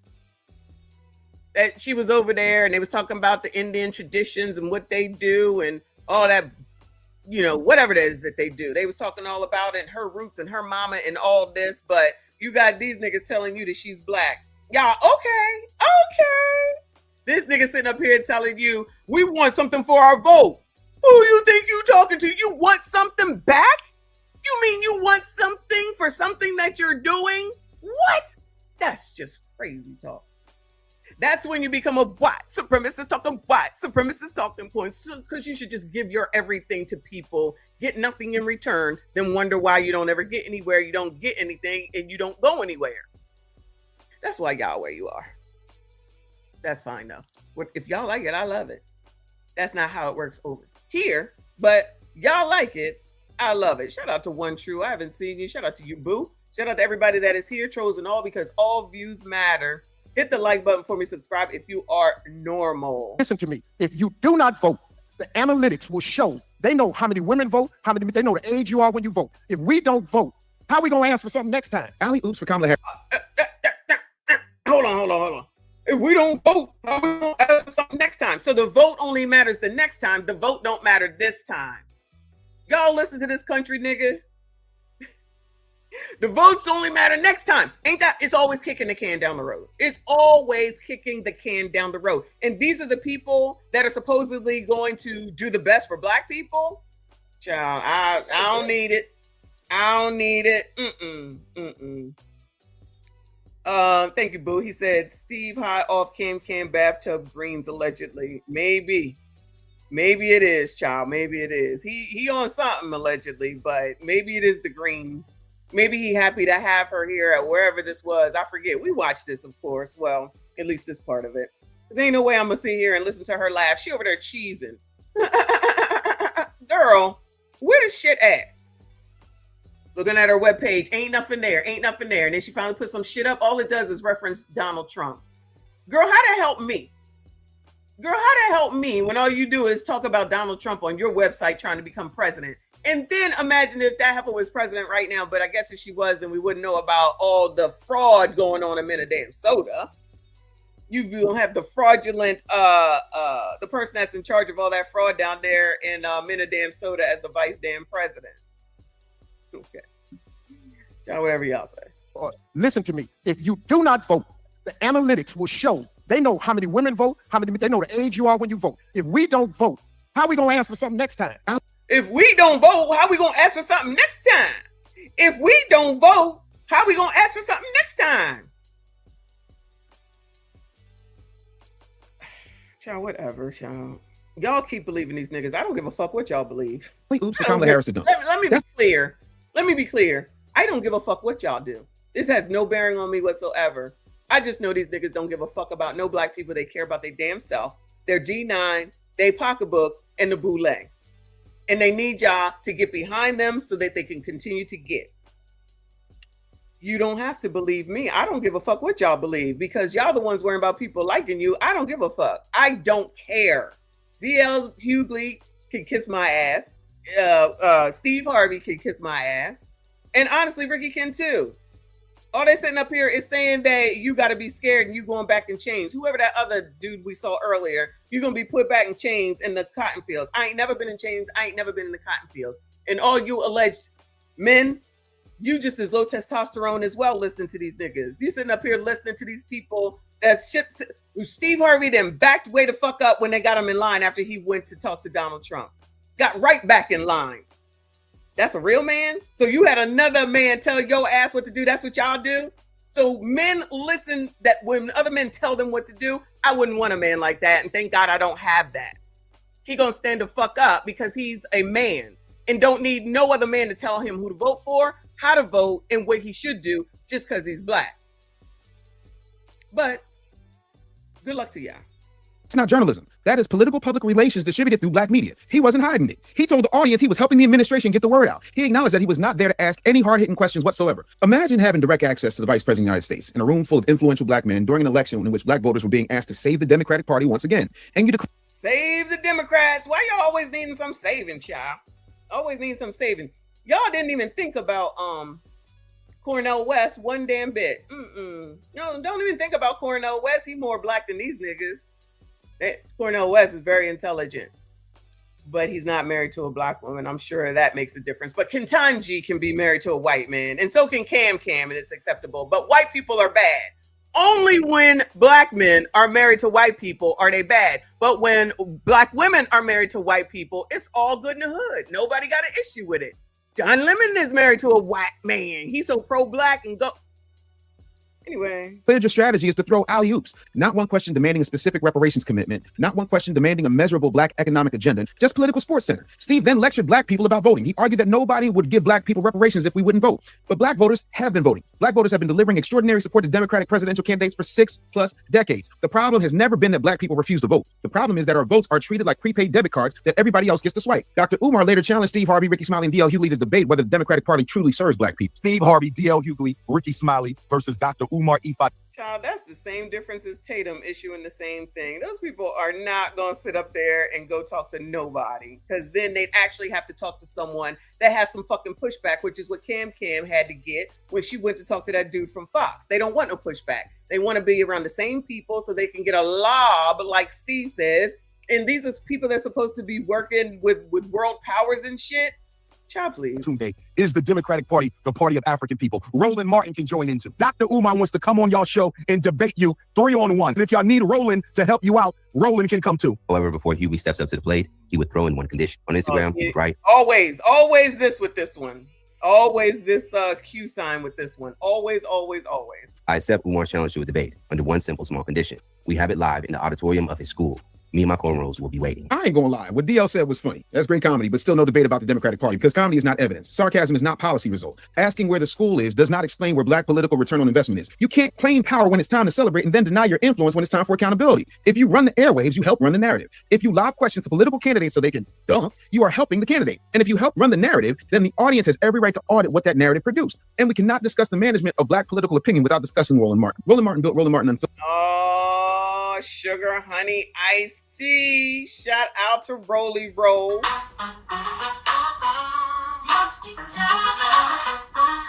I'm speaking to you. Musty tether, where you fleeing to?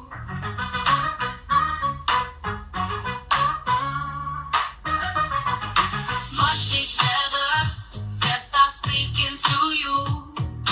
Musty tether, where you fleeing to? I got into my Uber. What did I see? by telling Black America that independent media was necessary because corporate media wouldn't properly represent us. On that point, he was right. He created his own platform on YouTube, built a direct relationship with his audience, raised money from that audience, and positioned himself as one of the most informed and aggressive voices in Black political media. But independent ownership does not automatically produce independent politics, because is it an independent ownership when we all on the same platform? How is that independent? I don't know. Maybe it's just me. When the Democratic Party needs a policy defended, a candidate protected, a criticism redirected, or a skeptical Black voter corrected, Roland Martin frequently becomes the emergency spokesperson. He doesn't merely analyze the Democratic Party. Too often, he argues the case for the Democratic Party. And those are as he just came out 2 weeks ago and said that the Democrats never do anything for Black people. But I know y'all don't like to hear those things when they admittedly admit in front of your faces that they're full of shit. And you just be like, that's not true. That's not what he meant. Democrats never do anything for Black people. The Black lady said the same thing. And then they said, go vote for Democrats. And y'all still listen to these niggas. Y'all like it, I love it. not the same job. Reporting asks, what did the politician deliver? Political advocacy asks, how can I help the audience understand why the politician deserves more time? Roland will challenge Republicans aggressively. Good. Republicans should be challenged. Where's that same energy when Black voters ask Democrats for specific policies? Nope, none of that. Nope, because Republicans are racist, so you're allowed to say something to them. But we know white people on the Democratic side are not racist. You got more questions, but I tell you, if you have a problem figuring out whether you're for me or Trump, and you ain't Black. White people on the Democratic side are not racist. I mean, they are white. They're just not racist. It's only over there that they're racist. Where's the marathon interrogation about reparations, other than poo-pooing it because you've been paid to? Where's the scorecard documenting what decades of Black electoral loyalty has produced? Where's the outrage when immigrants, LGBTQ organizations, unions, environmental groups, and every other Democratic constituency arrive with written demands while Black voters are told democracy itself is our reward based on what our ancestors fought for? Roland's greatest weapon is information. He knows legislation, he knows political history, he knows the players, he knows the process. But knowledge becomes gatekeeping when it's primarily used to explain why the audience's dissatisfaction is uninformed instead of forcing the political establishment to answer for the dissatisfaction. The right person is not there yet, Dave. Al just said it. You got to get the right people in there. Shout out to Grape Tea. Old niggas gotta go, but they ain't trying to let go nothing. They gonna hang on with the same shit that just don't work, but they swear it works. Independent media should make politicians uncomfortable. It shouldn't merely be a place where the audience becomes more comfortable with the politicians. Roland Martin calls his platform unfiltered. Beautiful. Then the account. The problem is that if YouTube say you gotta go, you gotta go. You can call it independent if you would like. That's fine. If YouTube says you got to go, you got to go. That's how it works. As a YouTuber, Roland ain't no different than me, even though these people think that they are. It's the same thing.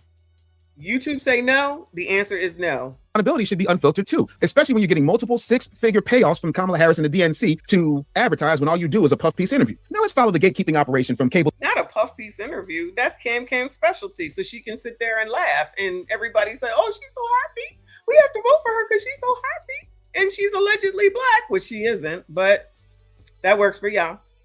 Just like as long as Nolan's mother says she phenotypically identifies as a Black woman, there you go. Television to YouTube. Joy Reid reportedly earned millions of dollars annually at MSNBC. When MSNBC canceled the readout, Reid moved to independent digital media and YouTube. She described the transition as liberating. Don Lemon was fired from CNN. He launched the Don Lemon Show, expanded across YouTube and other platforms, and built an independent audience. Losing a corporate job doesn't mean that somebody should disappear. Hell, I'm living proof of that. They had every right to build their own platforms. The question is whether leaving the corporation changed the political function. Did the message change? Did the range of acceptable Black political opinion expand? Did previously marginalized voices receive meaningful access? Did the gatekeeper stop gatekeeping? Or did the plantation simply become creator-owned? When MSNBC and CNN employed these personalities, corporations absorb the expense. Now the audience becomes the employer. You provide the views, you provide the subscriptions, you provide the memberships, you provide the super chats, you provide the algorithmic engagement. The corporate gatekeeper becomes an independent creator while carrying the same political relationships and narrative boundaries onto a new platform. They got fired from the plantation, but they didn't necessarily abandon its politics. They moved the operation to YouTube and asked the audience to pay the rent. That's not liberation for the community unless the conversation becomes liberated too. Now let's follow the money inside the civil rights nonprofit class. Publicly available IRS filings show that Mark Morial's reported compensation from the National Urban League and its related benefits have exceeded well over $1 million. Recent NAACP-related filings have placed Derek Johnson's reported compensation above $800,000 annually. Shout out to Derek Johnson. Shout out to him. I like it. I love it. Shout out to him for make that money. Don't let it make you. Sharpton's National Action Network reported more than $10 million in annual revenue in its 2024 filing, while Sharpton's reported compensation was approximately $465,000. Now, let me be precise. Shout out to Al. You doing the damn thing, boo. And I promise you, they ain't living around here a bunch of Black people. They over there. Al is over there in Manhattan. in downtown Manhattan, getting up every morning doing his exercises around those white people that y'all supposed to be scared of. A high salary does not automatically prove corruption. Running a national organization requires experience, fundraising, administration, media skills, and political relationships. But high compensation creates a higher obligation to demonstrate, results. You can't. But I thought everybody was upset about the fact that all these CEOs make all this money. I mean, I know they make substantially more than these people do, but the only way that they're going to make some money is for people that's buying shit. Y'all ain't stopped buying Amazon, and you're not going to. Notice no one asked you to boycott Amazon. Even though they was upset that all those black people, remember when the black people went to that shit in New York, child? What is it called? Where they go and dress up and look crazy? What is that thing called where they go and they just dress up in weird shit? And then they go party, and then they pay like, I don't know, $100,000, $10,000 to go. And then they, all the black people was upset because they said, you're not supposed to go. You're supposed to boycott, what is his name? Bezos. Y'all supposed to be boycotting Bezos too? Who gave up their damn membership? Bueller. Who gave up their damn membership? You know what I'm talking about? I forget, they do it once a year. Met Gala. Thank you, Fa. Yes, the Met Gala. And Taraji over here, outraged her and a lot of people, but Jennifer Lewis, not Comic-Con, all outraged. Hey, is everybody on track? Cause this Friday ain't black. Cause we ain't buying shit. We ain't buying shit. Well, I stand up and never quit. We ain't buying shit. From the 25th of November to the 5th of December. Remember, we ain't buying shit. We ain't buying shit. This Friday ain't black. Cause we got each other's back. We ain't buying shit. We ain't buying shit.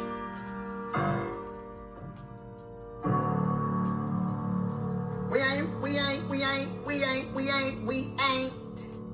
buying. We ain't buying. We ain't buying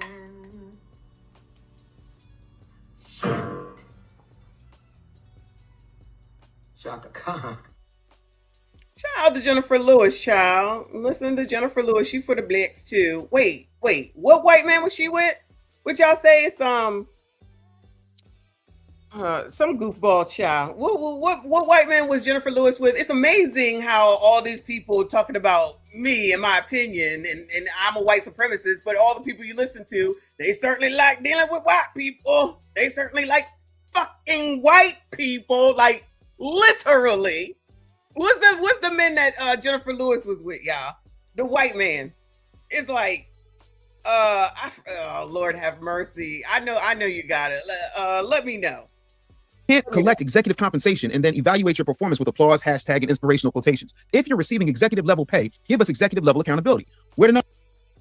While Sharpton's reported compensation was approximately $465,000. Now, let me be precise. A high salary does not automatically prove corruption. Running a national organization requires experience, fundraising, administration, media skills, and political relationships. But high compensation creates a higher obligation to demonstrate, results. You can't collect executive compensation and then evaluate your performance with applause, hashtag, and inspirational quotations. If you're receiving executive level pay, give us executive level accountability. Where the numbers at? Where the timelines at? Where's the independently verified scorecard? What conditions improved? What policies changed? How many people benefited? What was the economic value? How long did the improvement last? Black suffering can't remain the only product that consistently appreciates. According to the Federal Reserve's 2022 survey on consumer finances, the median black family held approximately $44,000. Whoopi was with Ted Danson. That I do know and remember. I didn't know that. Ted Turner, I thought he was with Jane Fonda.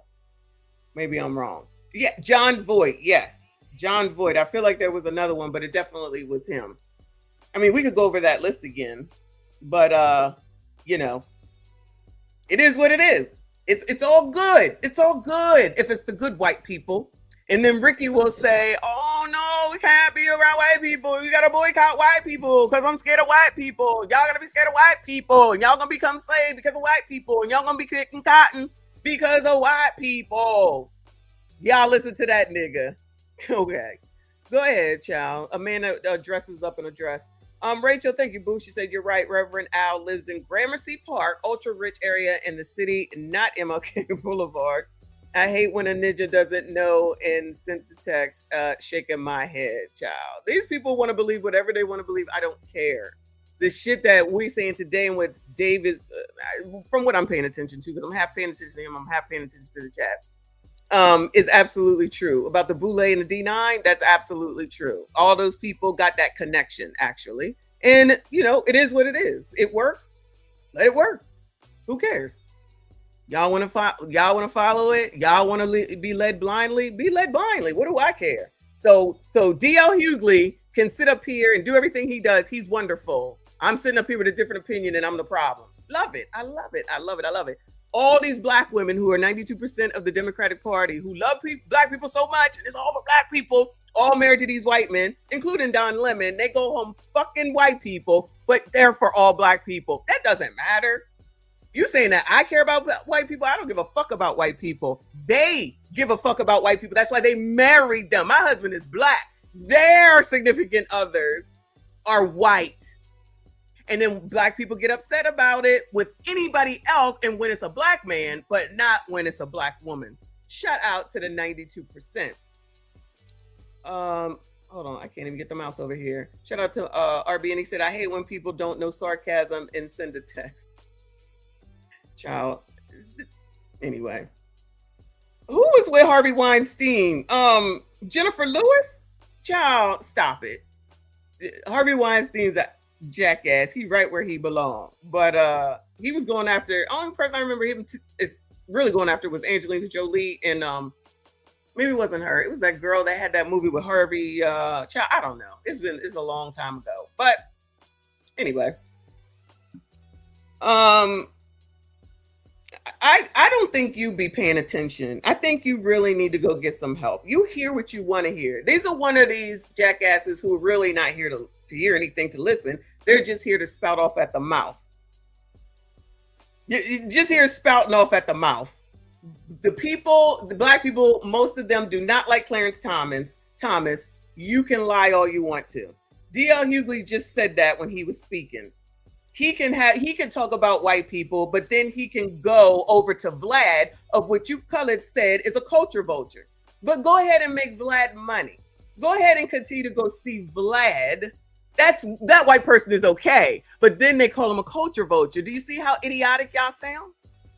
Y'all listen to DL Hughley, a man that cheats on his wife and has a child out of wedlock while married to his wife, and you can forgive that.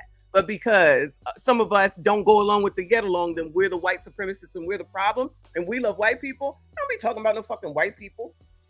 I don't give a shit what they do. Y'all worried about them. Racist white people, I ain't gonna change their mind. I don't give a fuck about them. Y'all do. Because y'all think you're gonna change somebody. You ain't gonna change nothing and nobody except your damn self. And y'all ain't even smart enough to realize that. You wanna listen to these motherfuckers that keep getting rich, keep delivering y'all to the Democrats, and y'all always complain they don't ever do nothing in the hood. They don't ever do nothing to help black people. Somebody brought up it. Remember we was talking the other day, y'all? No, when we was watching that replay from Monday's show, and somebody brought up that arena girl that got taken out on the subway with the black guy. And they was talking to, I forget what they was really saying about that, but when they were talking, I was like, well, child, didn't they get an arenas law out of that? So she was a refugee or an immigrant or something. She got taken on up out of here by some black dude, and they quickly put arenas law or something like that into place. Black people still ain't getting shit. Your Boule people who got political connections ain't working to give y'all shit, and y'all still waiting for them to give you shit. If you don't go get your shit, you ain't gonna get it. Just like Generation Z, they can sit here and wait for something and say that it's all Generation X's fault. It's all Generation baby boomers' fault. And they don't want to work, don't work. Be out on the street. I don't give a fuck. Fuck y'all. I got nothing to give. So shout out to y'all. Keep listening to these motherfuckers. But let me say, as far as DL is concerned, most of y'all already know I can't stand that nigga. And I can't stand most of these people that say that they give a damn, because they don't. They're just up here getting paid, including Jamal Bryant. Now he's jumping on this Nolan Wells stuff. And it is what it is. So you do what you do. I don't care. Just don't be mad at nobody else because of what they believe in, just because it's not what you do. Think what you want. I don't care. But 3 hours, child, y'all already know I'm hungry. Plus, I got to go to Dollar General. But I appreciate all of y'all, even the trolls, because all views matter. And all that gets me paid. Shout out to y'all. Hit the like button for me. Hit the dislike button. I don't give a damn. Subscribe if you are normal. I'll be back tomorrow. I don't know what we will talk about, but shout out to the mods. I appreciate you. Shout out to all the channel members. Thank you so much. I appreciate you. Shout out to those that have some common sense and can at least listen without being butthurt and trying to blame somebody else and say there's something wrong with them just because they don't believe what I believe in. I see you all in the... And now another anti-ruckus rant brought to you by the community. Viewer and audio discretion is highly advised. The community wants to take the word and hold up hoes, whores, OF people, people who put out STD named lip gloss, people who have slept with anybody and everybody at any time, people who talk about the AB clinic like they go into McDonald's, people who just say whatever comes to their mind, people who make songs about scamming, people who like people to pee on them, people who like to hang out with people that could be ABCD, but because they have enough money, it's okay. And then say that that's woman empowerment. So to be a whore is woman empowerment, and that's who runs the community. Y'all stand up for whores, and everybody's just supposed to go along with it. People like Tigger go along with it. Eddie Winslow, whatever his name is, allegedly goes along with it. And people are talking about white people are the problem. Colors, white people are not the problem. I don't care. Say what you want. White people is not the problem with the community. It's the fact that black people listen to famous people with yellow hair, pink hair, blue hair, nose rings, eye rings, tongue rings, lip rings, cheek rings, throat rings, boob rings. That's the problem. Liberals, progressives, and Democrats. That's the problem. Unfortunately, it always comes back to political because, child man, none of these people have subscribed would be a conservative person, even though black people are supposed to be conservative. And I still would like someone to answer the question. I know it's not a video that people are liking. That's okay. It's still there to watch. Which ancestor would come back today and say, thank you all for continuing my legacy? Which one? Name them. Which one? Name them. Will come back today and say, you guys are doing a great job. Thank you for continuing all my hard work. You're doing spades, child. Y'all are doing spades. So glad that I risked my life so that you all could become fucking whores. Whores don't run my fucking life. They do not run me or my community. And I don't hang out with motherfuckers that don't make any sense. Y'all can have that shit. Y'all can listen to caricature all the fuck you want to. Fuck that nigga. You can listen to that funky tether over there that's telling you to your face that Democrats ain't done shit for you, and then turn around and say, keep voting for them. And then you want to turn around and act like white people are your problem when you got all these niggas in your face lying to you, and you still believe them.